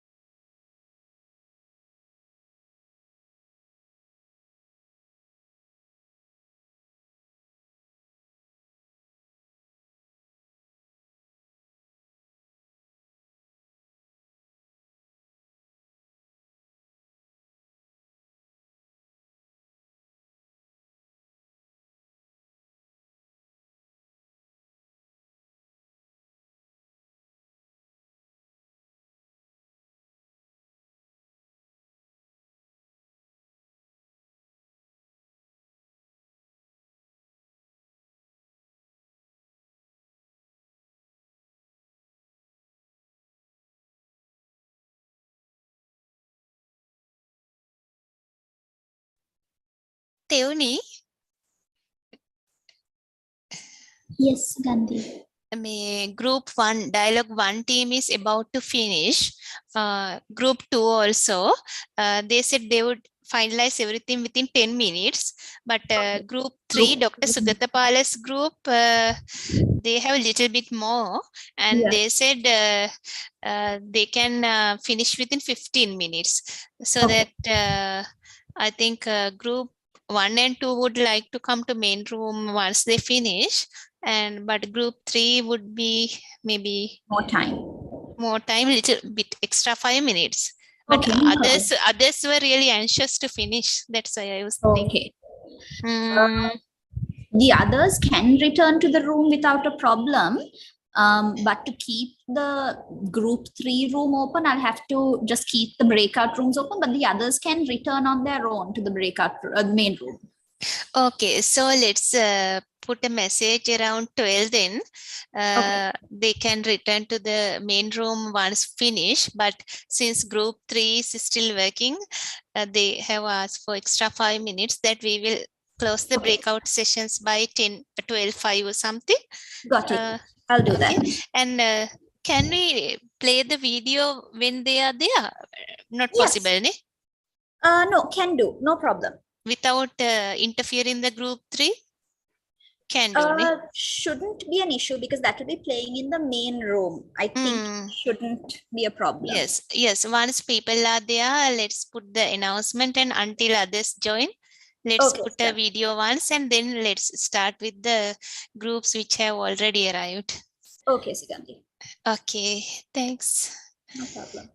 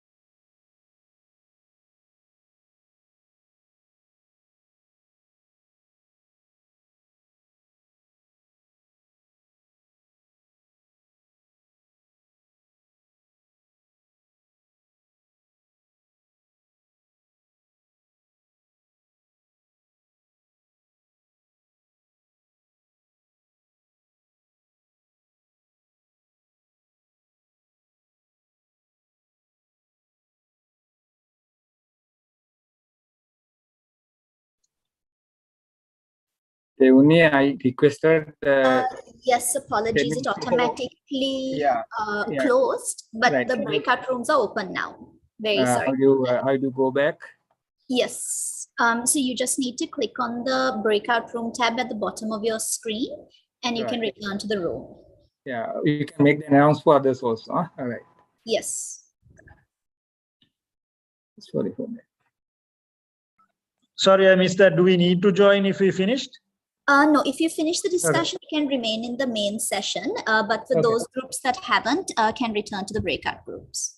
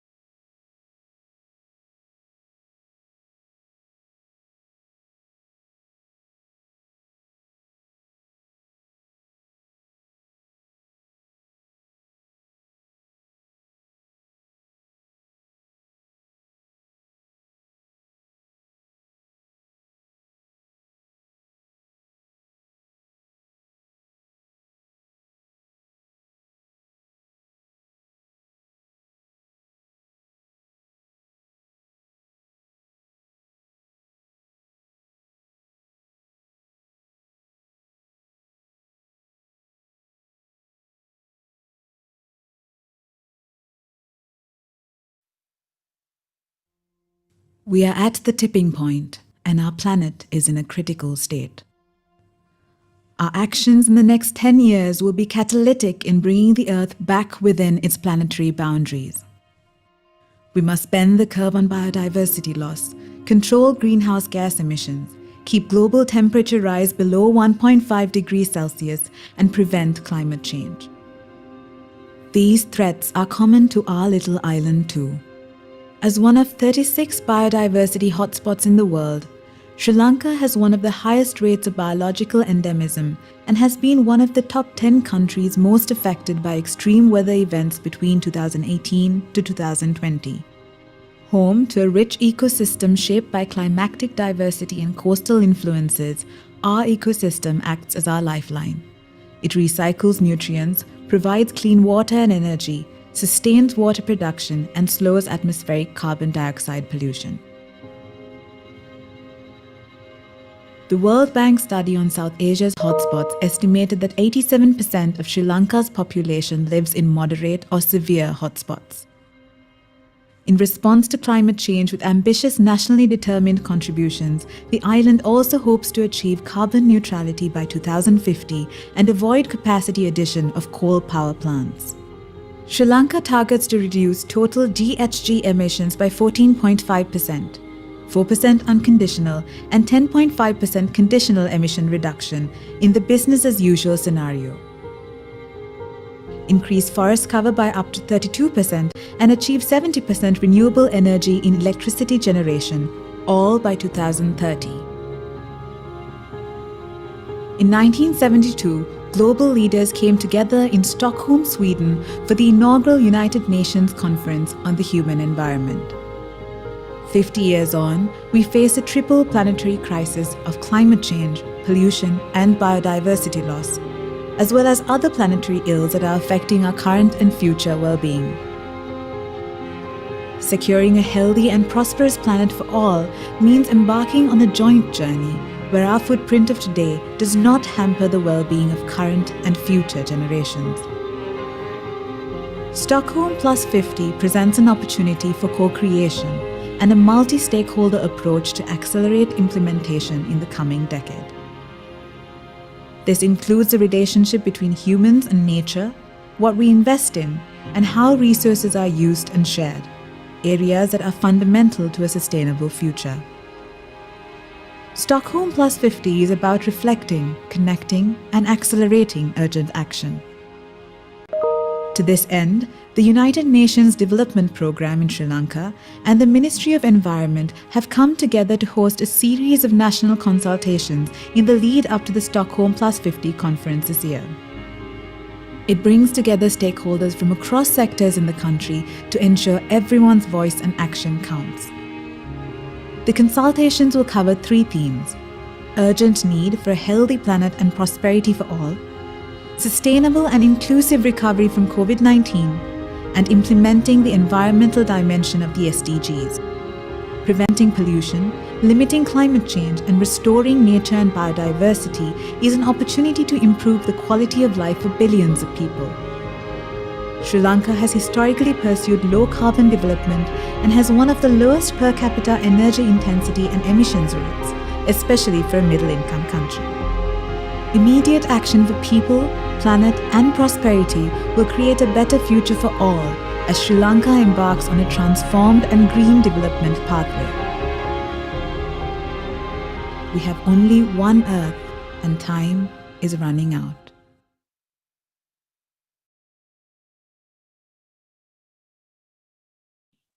I think the last group discussion is wrapping up slowly. If we can give them a few more minutes, we should be able to start thereafter.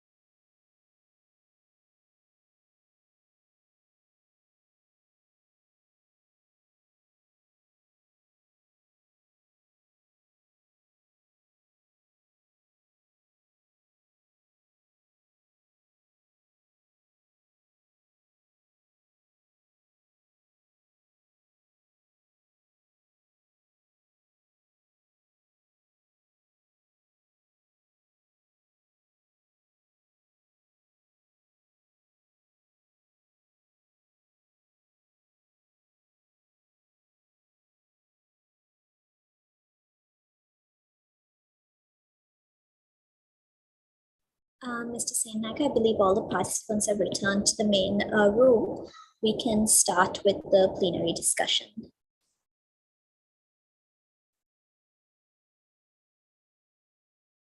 Dr. Vidanage, will your team be going first? Yes, let me share the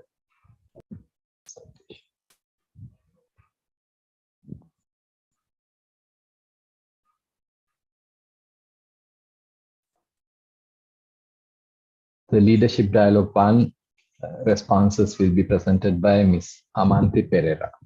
I will move the slides for you. Hi, good afternoon, everyone. So we had an interesting group consisting of banking, PR, tourism, and plantation sector, and obviously headed and given leadership by Dr. Vidanage. There were many areas, but considering we had to list 2 or 3, these were the 3 that were top of mind, and we expanded on these areas. So our area was on reflecting, what we need to do to restore and regenerate positive relationship with nature, 2 or 3 good practices, and some of the pathways that we would like to see scaled up. So first of all, understanding, to achieve a healthy planet and prosperity for all, to understand both sides. One of the first thoughts that came across was the awareness on the environment and environmental initiatives, especially among youth, who are a very activated new generation, but we really need to kind of create that awareness creation very early on.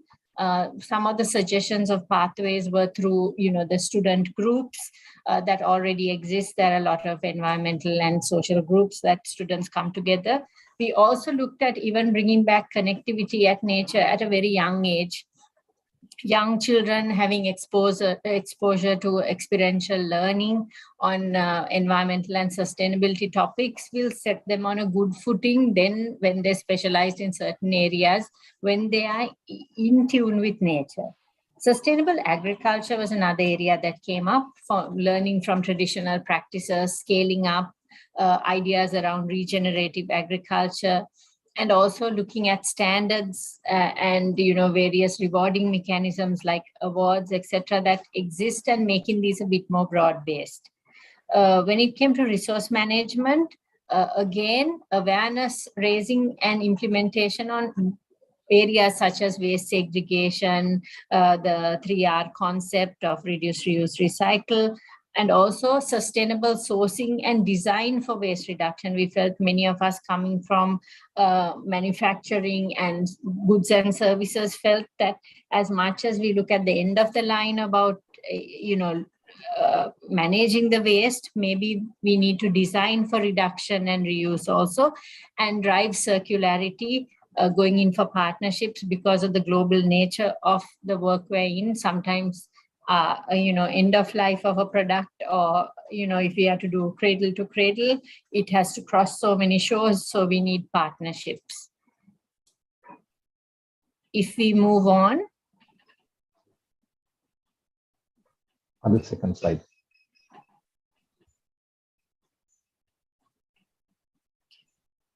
We're on the second slide. The next, yes, thank you.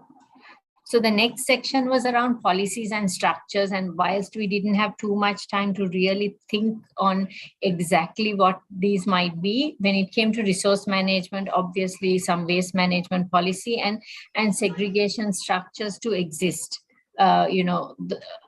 We felt that at every level, these need to become the norm. In sustainable agriculture, we felt taking into consideration some of the not so successful practices that we have also tried in Sri Lanka, science-based long-term approach to sustainable agriculture, looking at short, medium, and long-term focus in policies. And to do this, we really need committed partnering with academia and other research agencies, financial institutions, agricultural communities, and regulatory authorities to make these policies. We really need those structures in place. It can't just be where we, ask them for a point of view, but that doesn't really come into the final policy. And around environmental awareness, there was a lot of conversation about making it a core subject, regardless of what line you decide to study or area in education. And to do this, we need to quickly scale up and train the trainers, like the teacher training, curriculum revisions to incorporate changes such as this. Reflecting on the need on how can we really make sure that marginalized and vulnerable groups also benefit from these policies and initiatives. We looked at, first of all, stakeholder engagement process in a very structured manner when we do these areas, taking it very seriously that, it has to be a norm where we do a proper stakeholder engagement. Sustainable income generation opportunities, because with all of these new areas that we can get into, there's great opportunities for vulnerable groups to work in these areas and create specialists among them. For instance, there was an example brought out about breach protection. Sometimes the local communities in that area can be the best custodians, and they are obviously in need of new income generation without putting them back into the traditional earning spheres. Let's create new job opportunities and growth opportunities in a sustainable sort of space, and empower industrial symbiosis with SMEs. The small and medium enterprises make up a huge segment of countries like Sri Lanka. If we really help them to be the conduit in some of the smaller, even when it comes to recycling, etc., there's opportunity for another player. Can we build SMEs into these business models? And finally, targeted support and benefit schemes. So this was more about how do we incentivize marginalized groups who engage, concessions or exemptions given to those who are really taking sustainability seriously. And finally, how do we safeguard? The first was how we make them engage, but how do we make sure nothing goes against them while we're doing these areas, such as women, youth, future generations? Clearer education on making people aware of their rights, making them aware of where they have access to remedy. That means affordable legal action support. People need to know what their rights are and how to get about making sure they're kept, and creation of whistleblowers and also their protection. If we don't have people who speak up and are protected, we won't be able to do this. We struggled a little in this area because to really think of what is a matrix and what is a indicator, but we felt some of the practices that we see in our companies, such as balanced scorecard approach, we felt the SDGs were very broad and written from a very national point of view. How do we know we are making any headway with them? So maybe bringing in things like, smaller achievable tasks to define those SDGs, circularity indexes, and, things like the GRI standard on reporting on sustainability. These indicators could be like true cost economics, planet-related outcome for on corporate bottom line to really be able to measure it. What is the outcome, because we are all also responsible for a budget, etc. And even when you look at smaller achievable tasks, one example of an indicator is like an energy intensity ratio, etc., to really count for what we achieve. This was the broader question on what are the follow-up activities you would like to see. So feedback mechanisms of outcome, which will come out faster using maybe the digital platforms, maybe on real time, saying what was used, what was taken up, etc. Sharing of knowledge, products, best practices, case studies to be quickly, sent across, and real-time progress reporting on what next activities and how we are getting about them. A learning and sharing platform for people, to really say what they've seen out of it, and especially a Q&A session for members who actually participated and to share their experiences was some of the broad areas. I hope I was keeping to time, and thank you.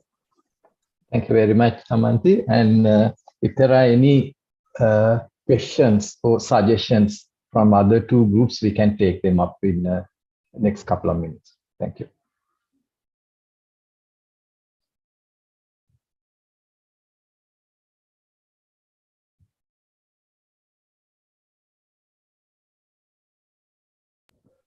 Are there any comments or feedback on the discussion from Group 1 from any of the other participants?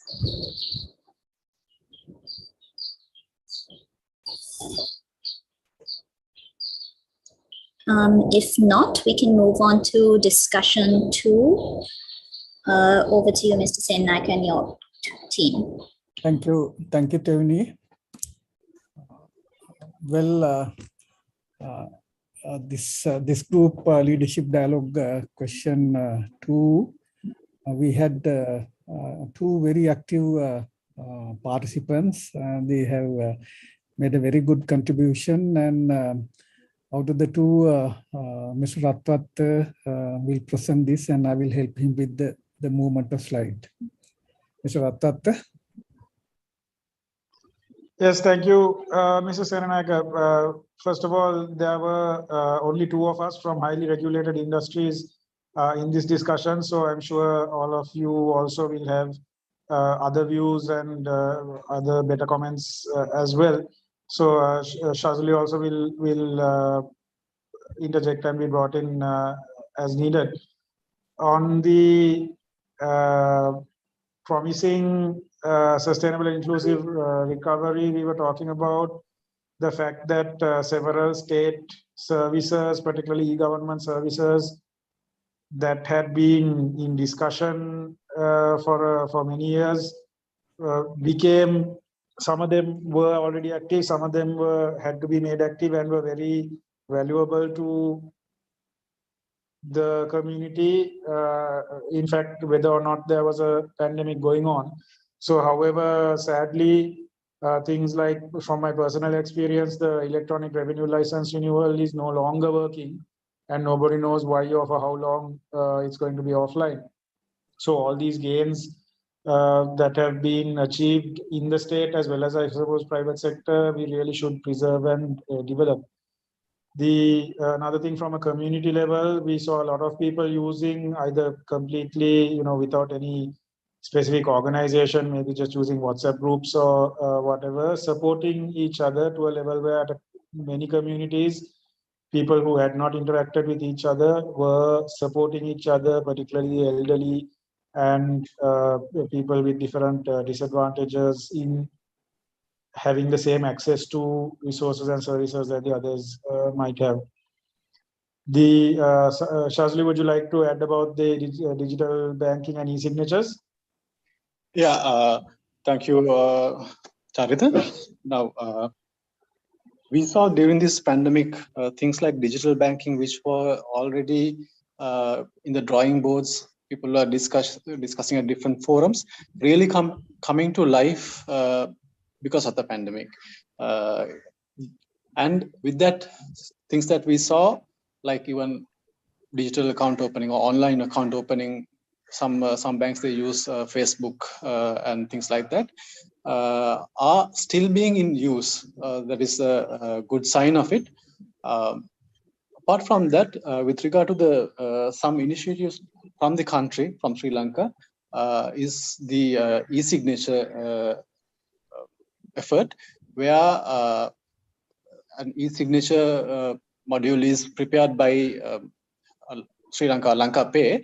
But the thing is, now even this is a local thing, where it is only recognized in Sri Lanka, where acceptance abroad is not yet, as to say. So this is where we feel that we can work on. Yeah, thank you. Over to you, Charita. Thanks, Shazli. Then the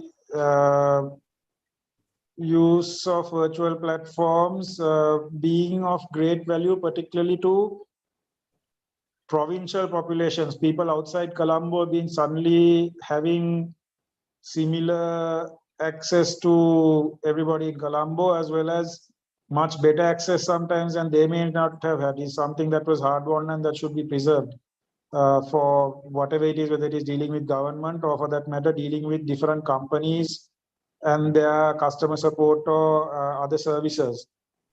Because whatever we may see of life within Colombo, it's usually quite different and much more difficult for people in the provinces to try to engage with government or private sector services. So the kind of availability that these gave should be preserved and improved upon, we felt. Next slide, please.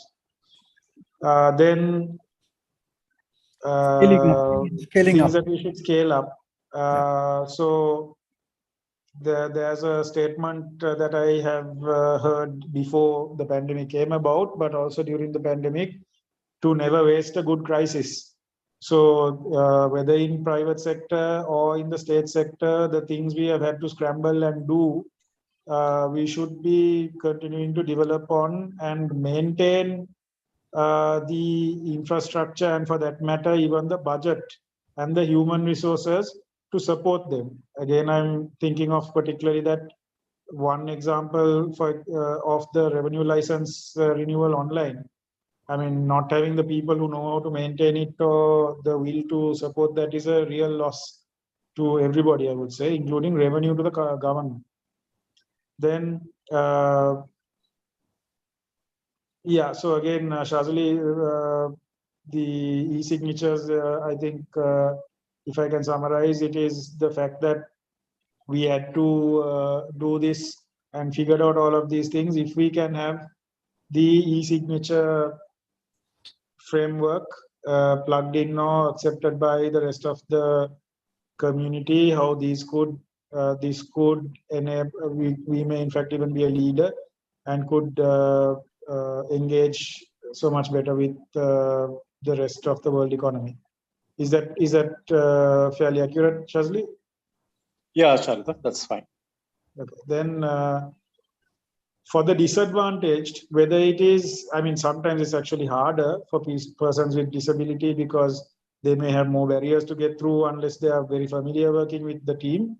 But otherwise, especially for women and for people with mobility issues, work from home and flexi hours, I believe, when you take out all the other effects of the pandemic, showed the potential to be extremely valuable to enable much more of the workforce to engage in fact, whatever way they choose to do so. So that should be preserved, I think, with very careful, companies shouldn't be over enthusiastic about simply ordering everyone back to office every day, I would say. They should consider how they could get so much more value out of people who could contribute better with more other pressing matters taken care of. And this is not only for women, it's even for men, whether it is caring for other members of their families or other realities. Again, including, even in my own team, there are so many people who had commuted or were living in hostels who are able to have a much better quality of life and contribute much better working from their homes in the provinces.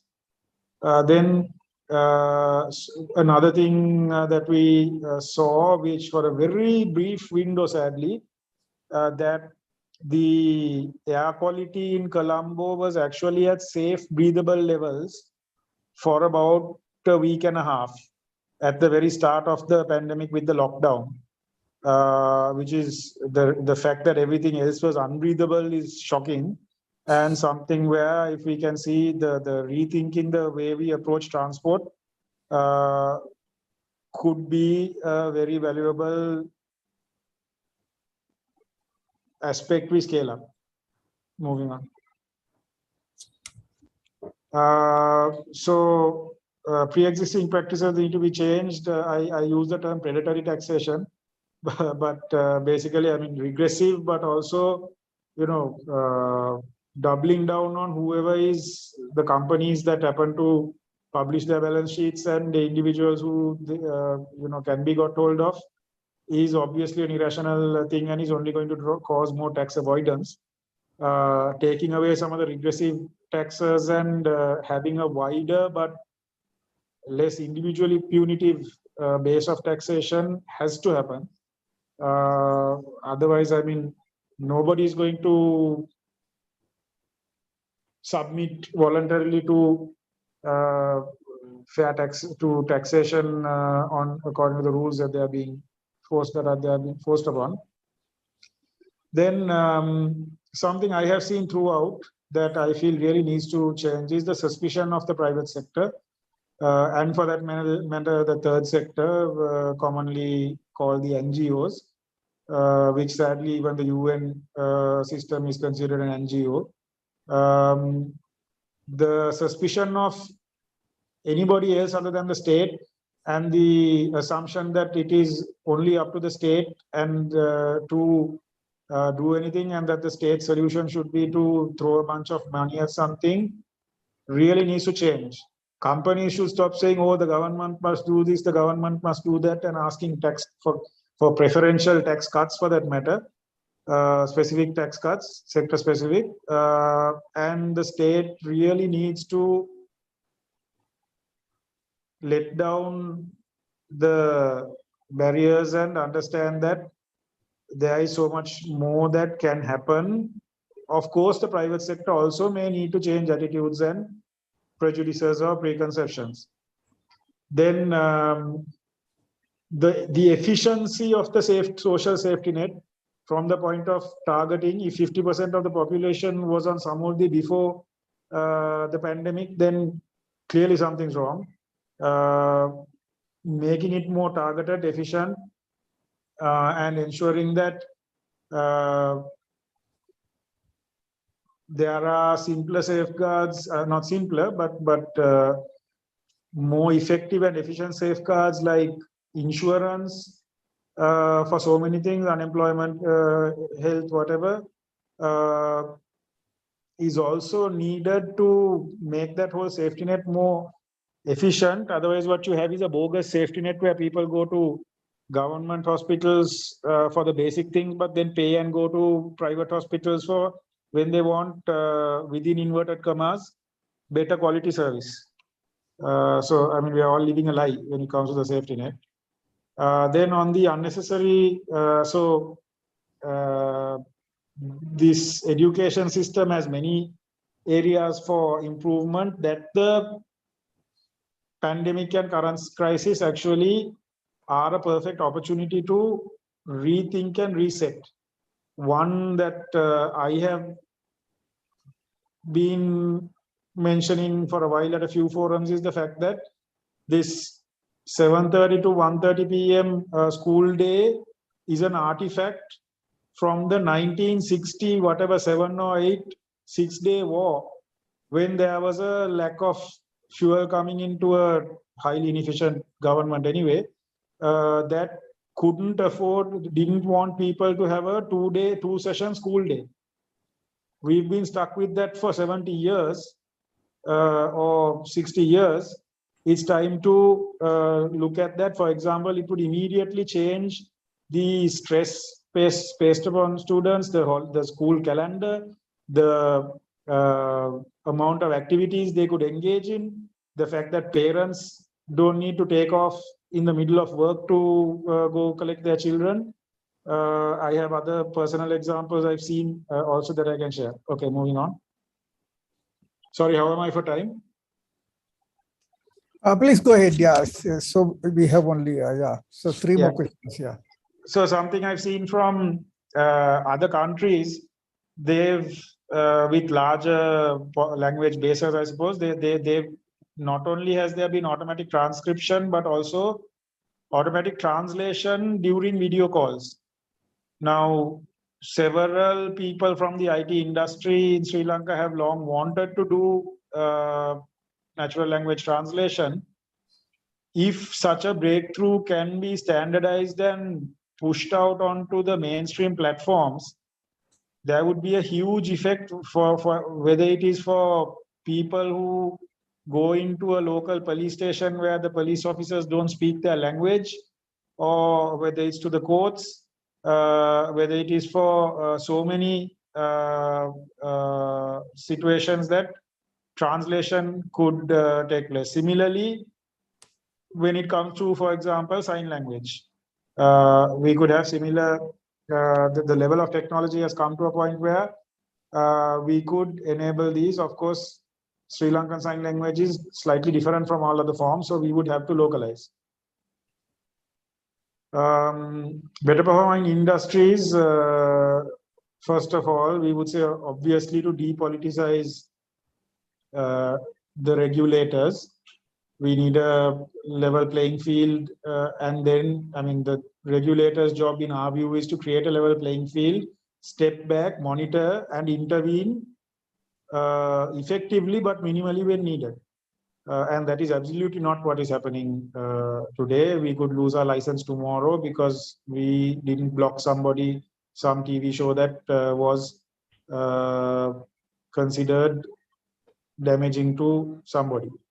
Then rule of law in the sense of all legal activities, the fact that companies are actually in many cases not able or willing to, for example, hire people because of the, again, I would say overly biased regulation when it comes to employment, or for that matter, the arguments we keep having with local and foreign parties on which country's legal system our contracts should be based in, because nobody trusts the local arbitration and legal system. Okay, moving on. Better performing industries, particularly for supply chains and things. I mean, it's all known, it's all mapped out. There's a huge problem because of the lack of scale and the lack of transparency. But financial derivatives markets would have a huge impact on the transparency and pricing within particularly the agriculture supply chain, but also many other supply chains.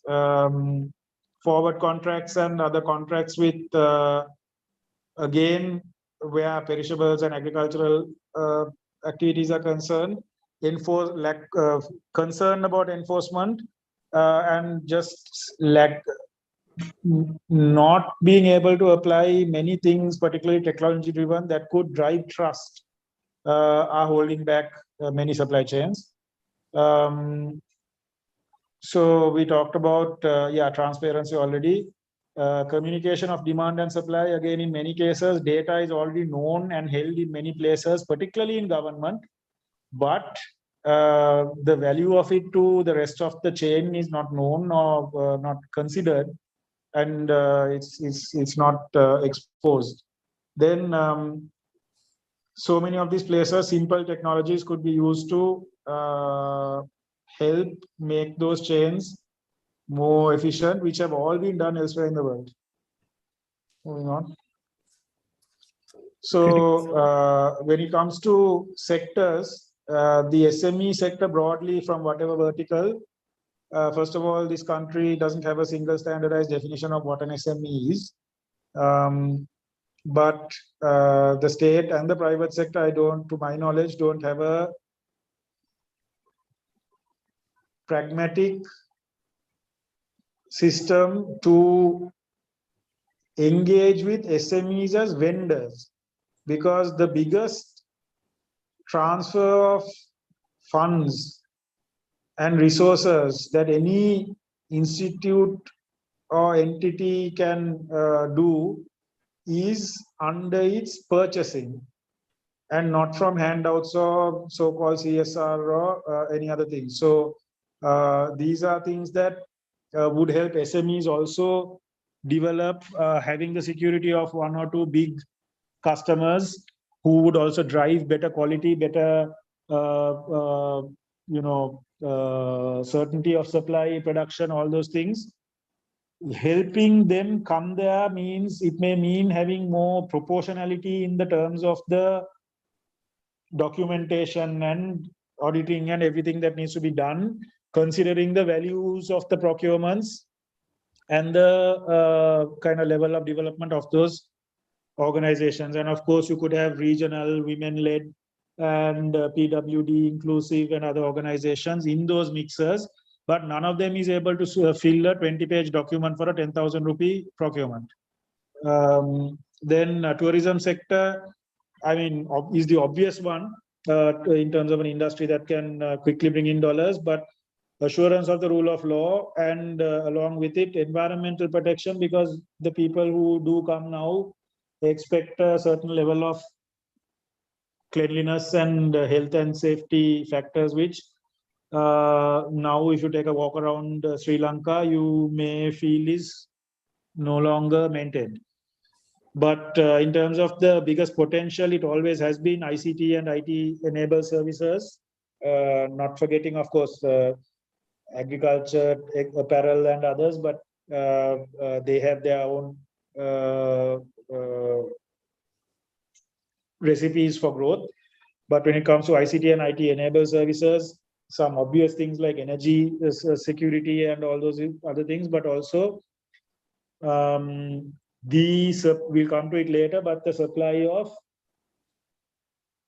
well-formed graduates and employees to who don't require entire retraining or attitude changes to get to work. And then finally, education also we see as an industry. We have, for years, for decades, we have had people coming to Sri Lanka from abroad for education.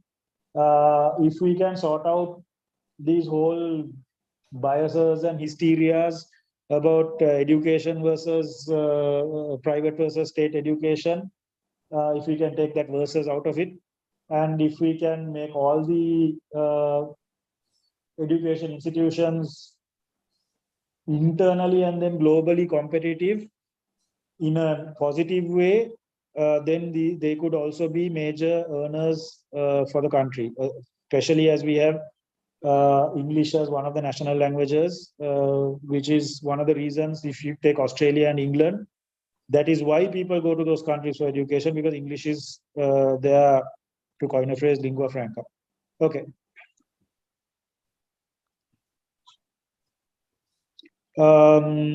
So for companies, obvious, simple, responsible principle to commit to is you could start with the UN Global Compact's 10 principles, which include corruption and transparency. So if companies are willing to commit to that and report on it and keep improving their performance on it, that's an immediate signal of their willingness and commitment to do it. From in terms of the finance and investment institutions to do so, expecting that, asking for them to companies to disclose their commitment to the 10 principles and to other frameworks, and asking those questions in the due diligence would also be a carrot to get more companies to start looking at them and focusing on them. Then there's another interesting question that needs to happen in the financial and investment institutions. The mix of their portfolios of lending or investment to different industries, ensuring that that itself is sustainable for their own investors, but also for the world and for those industries and sectors they work with. For Sri Lanka particularly, asking all companies to have a board committee focusing on sustainability aspects and goals would be a major step, because the board is the ultimate place where things, most importantly budgets, get set for a company to actually try to be sustainable. From industry sectors, we felt that responsible consumption and production is one of the major things that honestly all sectors can and should be focusing on, whether it is wrappers for biscuits or whether it is how people use their mobile phones or televisions, or whether it is the raw materials that go into the production of different items, whether it is from dishwash to what is going into your kothala himbutu biscuits or whatever. So then again, for the investment institutions, it's to insist on the environmental and social safeguards in their work. So for example, before I invest in you, do you have insurance for protecting your consumers if something goes wrong? Do you have employee health and safety measures and meet standards for those? Do you have an environmental protection license? Do you have ISO 14001? Examples. So when it comes to the skills that people need, we feel that a lot of people might be freelancers, and if they are going to be so, they need to be able to manage their business, whether it's a one-person business or not, and their finances, and their personal growth and development as well, how they keep upskilling, how they keep up with things, because otherwise, unlike being in a big company, they may never think about or access those resources. When it comes to government, we talked about, I mean, apart from when engaging with people, generally open-mindedness and flexibility in thinking and dealing with others, we feel would be very valuable.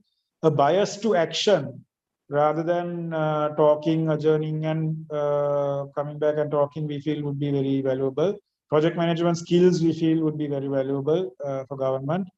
For academia, ensuring that your product is capable of critical, analytical thinking and synthesis, and also understands that the scientific method can and should be applied to anywhere, is, I think, the most important thing they can give to their students.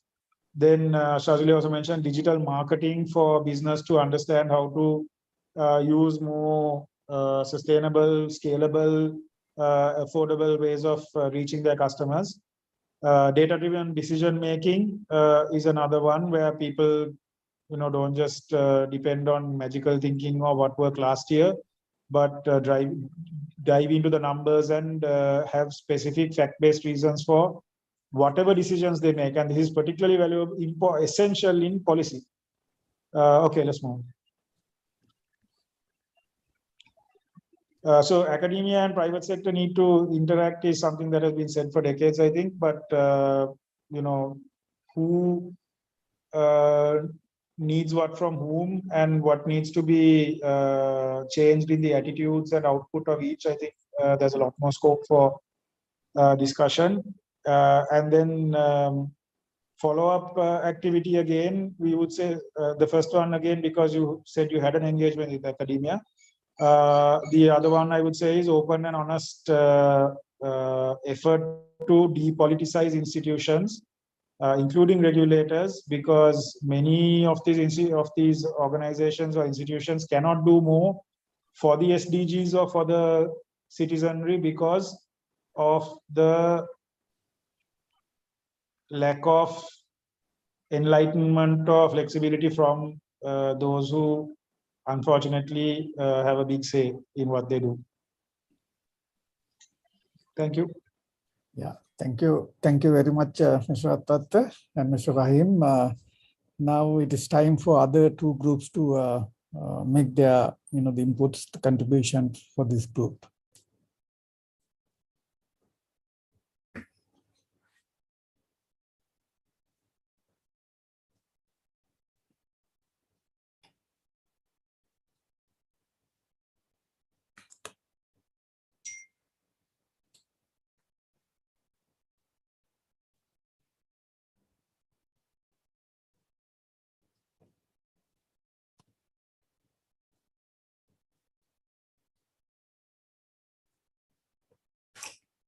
Yeah.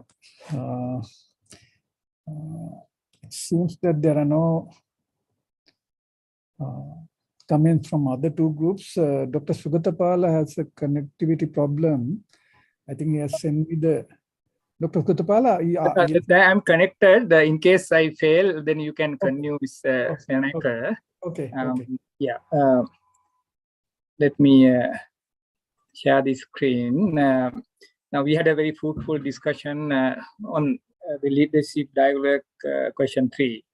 But unfortunately, we didn't have time to finish the last question, the common question. But then, of course, during this presentation, probably we can add a few things. So I will invite on behalf of the group, Mr. Roshan and Ms. Chaturi to present our findings, the group's finding. Is Mr. Roshan, Mr. Chaturi, over to you. Right. Thank you. Thank you, Dr. Sukutapala. I think so. As a team, so we had a good discussion. So what are I think the first thing was what are the biggest challenges and what we discussed the team, and Chatri also will add the few point here. So what first point was the lack of the comprehensive approach. That's mean when we are thinking about sustainability initiatives and all of these things, because with the economic crisis, then because mainly focusing on the this time is like economic side, how we can fulfill their basic and human needs, not about the environmental angle. And so I think that's a lack of we need to do environment, social and economic appraisals when we are as we saw as first challenges. And the other thing was the lack of implementation and follow-up, because we have a lots of planning and we have a lot of action planning this and set it up, and we have a good documents, but it's not we can't say the follow with the implementations and the monitoring and the evaluation, something like that. We need we saw that as well. And Chaturi, that's you can also add something with the next point onwards. Sure, thanks, Roshan. So another point we discussed on this question was the limited knowledge and capacity, because not everyone will be on the same wavelength with regard to sustainability issues, given it's a kind of a new concept for most of the organizations or institutes in Sri Lanka per se. And the next one was inadequate resources, specifically on financial and technological grounds, which will support the implementation of the sustainability related projects and also one of the main concerns all of us agreed was the lack of overarching policy, which is consistent for a given number of periods, say 5 years, 10 years. And that drilling down of that policy to the specific targets or goals for sectors, may it be private, may it be public, may it be operational or strategic, drilling down of those goals and targets to that level. So that was one of the main concern we had, and also collaboration between stakeholders. Most of us who are in that group have experienced that the project owners or the stakeholders do not speak the same language when we approach, and that that makes it a very difficult task for someone to go on with a particular initiative. So we listed down these 6 areas as the biggest challenges we face as of today. The next one is on enabling environment. Roshan, Mr. Roshan.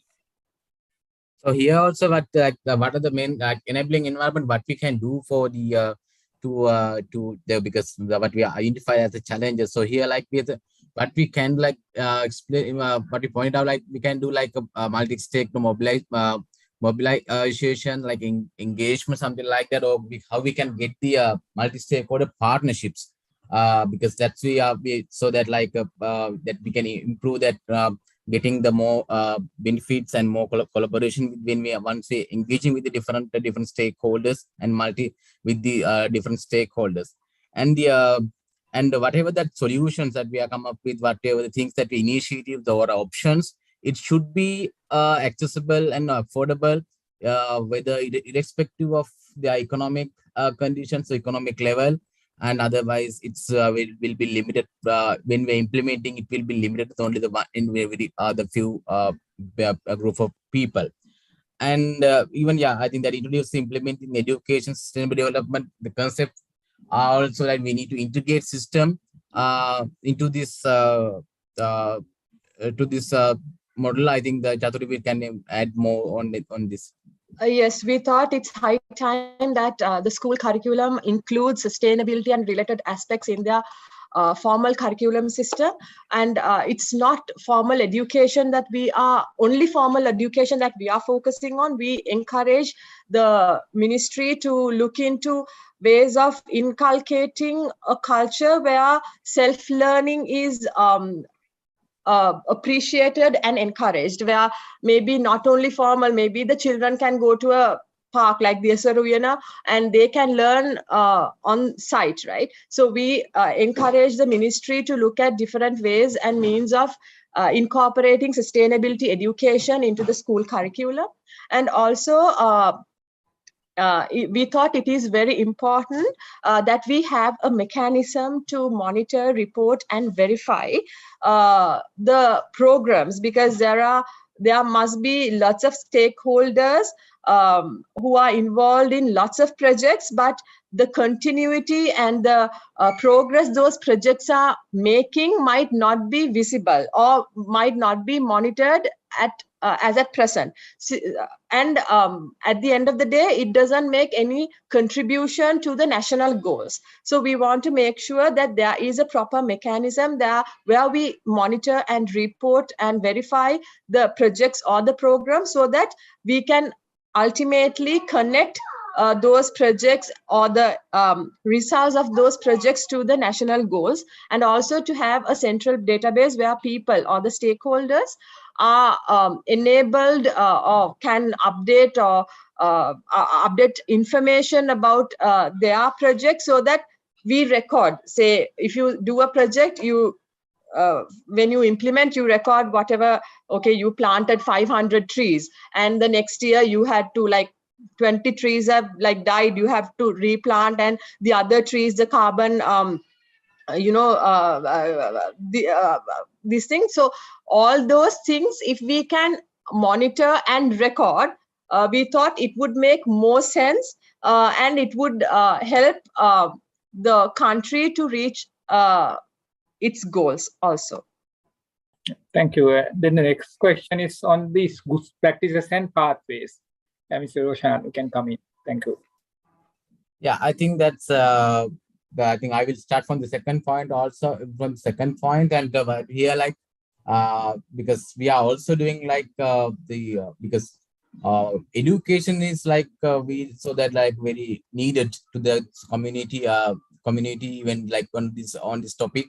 And so if we can, like, I think what I was explaining with our team also, that we are also doing the eco-copian program, that is also like to inculcate sustainability practices at the school stage. So we can give them, like, if we can expand this kind of a good practices, and not be, because it's not just about the like getting sharing the theory and how they can do the practically and the implementation, forced evaluation. I think if they come to when they come to the society, they will practice it. So those are like the good practices. And other thing is like the assistance of the guidance provided by the government, the climate actions, like I think the Sri Lanka climate funds and etc. We can, those are the things that we other thing that's a self-sustaining concept with the project environment. I think Chaturi will explain what they are doing. That's a very good point, that we need to do like a self-sustaining project when we're implementing, because they are, then it's the project will be sustaining. Otherwise, if the one company is giving their money to do that for the particular time period, after once they stop that, then the project will be collapsed. I think the Chatru will explain what they are doing under that Haley's project. Yes, just what we were thinking was what we are practicing under Sadyavara is we provide water plants to the areas with CKD, and we ensure that those plants, the operational aspect of those plants are looked after by the villagers themselves, because we have introduced a mechanism which is not a burden to the villagers. Because we have understood through hard ways that if we give something free of charge and if we continually fund such equipment, the people who are benefiting from those projects will not have any value to that. So we have introduced a novelty model where we have got the villagers or the communities to look after the operations in a sustainable manner, and it is working perfectly. Now we have like 19 plants we've done.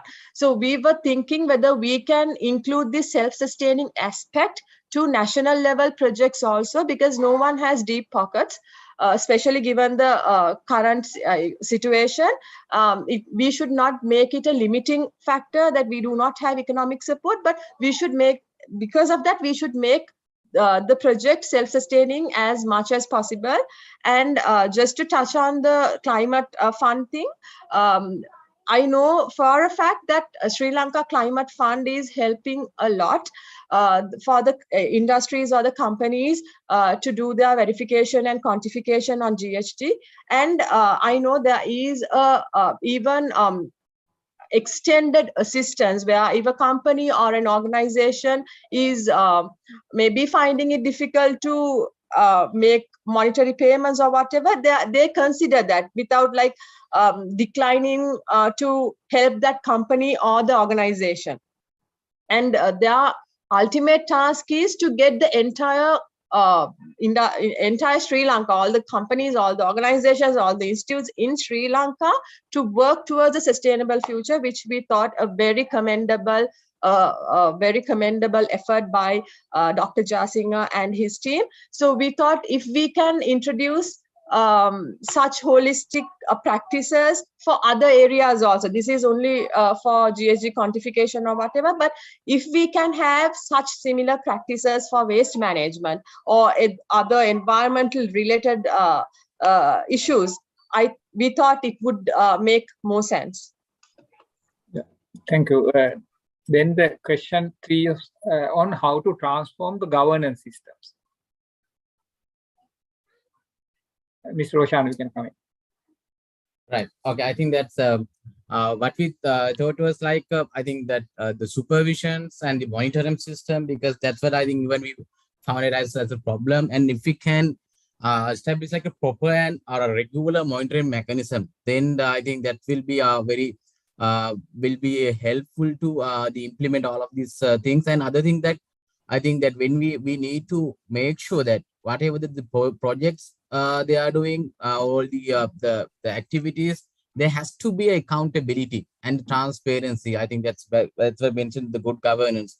If we can ensure that these things are happening, and even the proper and regular monitoring and the accountability and transparency, I think that will be in long term, it will be helpful to maintain that governance. Next, also we talk about the legal system. Yeah, here also what we did, as a team, what we discussed was we need to that we know that we have a extended political responsibility, and I think but because we can't see how it is implementing yet. I don't know. I think the people in the meeting also can add to that if it is implementing, if it's mandated or not. I think if we can mandate at least the different way, the people. I think that then the majority of the people will be able to adhere, and people will understand this. Most of the whoever the main polluters will be acting on that. They will take the responsibility. They will take into their accounts when they are doing the businesses, and the other way around. And we need to educate on the laws and regulation, not just about the stakeholders, even for the general public. I think even in the school level also we need to educate what kind of laws and regulations available, because most of the people they don't aware on this general on the laws and rules available for this sector. Yeah. Question number 4 is on the PPP model. What are the measures we can do? Chatri, you can get started. Yeah, Mr. Oshan. Okay, so one of the main things we thought was to have established frameworks on facilitating private-public partnership models, because we do not see clear information on such frameworks as of today, and also how, because most of the private sector organizations and other non-governmental organizations, although they are willing to do something, they are willing to get involved in these projects, they might not be aware of how. So we wanted to create that awareness and maybe a guideline as to how they could partner with relevant organizations and get on with their projects. And also it is very important that disseminate the information received by probably the government or the public sector agencies on financials and other projects to all the stakeholders, may it be private sector, may it be non-governmental organizations, so that whoever who is willing and interested will be able to either get funding for their projects or to get involved in a project where they are interested in, like that. So those are the main measures we thought would be necessary. I think to add into that, I think that because the financing, because we have internally in the locally, there is a financial mechanisms, but because the mechanism in the different countries, NGOs are providing their financial supports, but except the few companies and others, some usual others companies, I don't know how we can connect with them, how we can get that funds, and what the main, like that's what you mentioned, that regulatory framework and the guideline awareness, that's been like, if we can get that support to that level, so we can get more support from the private and public the partners. Yeah. Question number 5 on this partnership, the support from the UN or other agencies. So, okay, I will start with the here also. I think the first point what we was discussing, and we can increase that networking with the regional and international partners, because that's what I think we are lacking, because we, even the some of the locally, the people wanted to do something. I know that that's at the moment also doing some of this program. I think if we can increase more and more the networking and the regional international parties, like with the workshops and the conventions and other what they are doing as best practices and etc. So that will be more and more we can improve on that. And yeah, Chatur will explain the second point also. Yes, so we thought because at the moment there aren't many universities in Sri Lanka who talks about sustainability and related practices, so streams. So we thought it would be useful if we have partnerships with international universities, say University of Cambridge, who is a frontliner in sustainability education, and get them tie up with local universities or institutions to do research and trainings and things like that, so that our skill levels will be enhanced to cater to the future labor market. And also we will have access to global resources, and also that exchange programs is also a part of that, because we thought it might make, sometimes it makes more sense when we have people from other countries coming and working with us here, and there's a lot for us to learn by looking the way they are doing the things they are doing and how they do. So that the practical aspect of it is also important. So that's why we thought it would be, and for us, for our students, for us, even the industry people, to go and explore how things are done in other countries or other companies. So that's why we thought exchange programs would also be very important. The last question we attempted in the group is the number 6, the capacities and the technologies required. Yes, I think we can come in. Yes, I think we are last minute we did this, all of this with the time constraints, but I think what was thinking like as capacities, I think we what as a team, what we realized that when we are having the discussion with the team also, and because interpersonal, that's been negotiation skill, interpersonal skill, social skill, and leadership, something like that, we need to improve on those this type of the skill, and then only people can get like more and more, because even we saw that when we given the responsibilities, some the people to handle it, sometimes they they don't willing to work with some of the group of people, and they can only work with like longly. So that's a way that we can increase their kind of a social and skill, and even the negotiation skill. Sometimes sometimes just because they haven't gone to that the partners, so then with the we haven't gone to any negotiation with any parties, and they have doing their own way. But if they sometimes if they go to the third party or another different party, get their support, and they get their thoughts, and that project will be able to do in the better way and more efficient and very productive way. Something like we have seen that just because of they don't want to get their support or negotiate, then lack of the negotiation skill. I think that empathy and diversity also, and inclusivity also, it's very important things that we can incorporate in that when we're improving the capacities. And finally, we thought that come to the technologies perspective, and if we can have kind of the application or app to share if there is any volunteerism activity, if there any platforms, if we can sign up and see what is happening there, something like the ICT and digital sector transformation, we need kind of application. That's what we discussed under the technologies.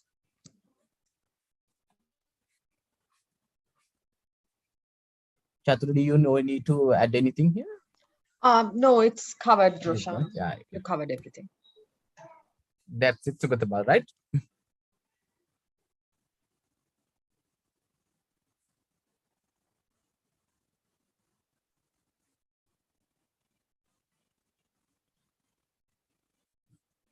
I think Dr. Sugatapal must be having a connection issue. I think that's it, Mr. Gamisi. That's it from the as a team, that what we discussed. That was the last question. Yes. Okay.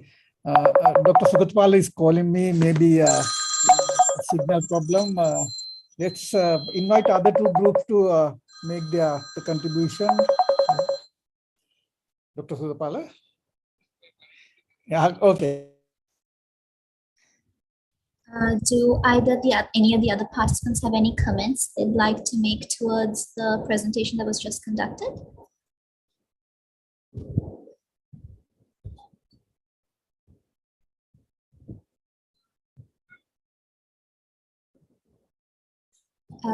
If there aren't any comments, I'd like to invite Mr. Gandhi Samarasinghe to give the vote of thanks. Thank you very much, Theoni. So that you have to listen to me again, very sorry, because I was informed by the ministry officials because of recent situation, they will not able to attend and deliver the vote of thanks.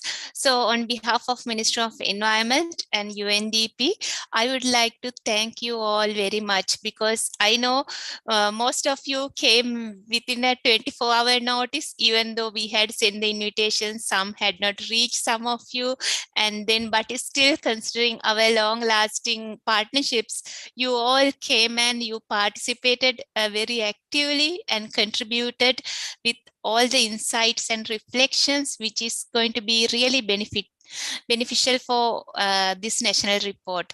Then again, actually it was Amanti Pereira and Charitra Rattatte, sorry, that Charita, then Sasuli, Roshan, Chaturika, all of you with your extremely engaging teams gave your ideas, and so that thank you so much, and we are really appreciating your time during this tense time. I know that you may have different issues at home front and office front, and despite all this, you remained with us for a long time, even midst of the power cut. So it is something which we consider highly professional and highly valuable from your side.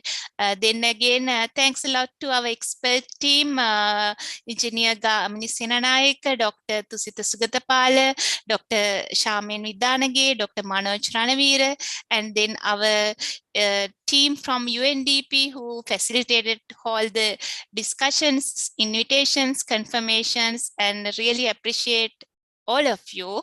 And then finally, again, thanks a lot, but keep engage with us. Sometimes Spark Blue might be a little bit problematic based on what we hear from most of the participants up to now, because sometimes you may face a bit of logging issues and then when you are going here and there, but actually this is the platform where it has been using across the other countries also through UNDP, so that we have added a guidance note also, so you can keep on watching what is happening and give your comments and everything for the national report even after this process. So we are going to share our draft report findings with the regional and global counterparts by 15th, but then UNDP and ministry is going to go through and validate the whole thing and submit to our national delegation, who is going to represent Sri Lanka for the mission in June, so that it will happen towards end of May. So after all, while giving all the thanks, so I would like to wish you a nice afternoon and stay safe, and wish the country will be better very soon, and we should be able to join hands to build a better Sri Lanka. Thank you very much. Thank you. Thank you, Sugandhi and the team. Thank you.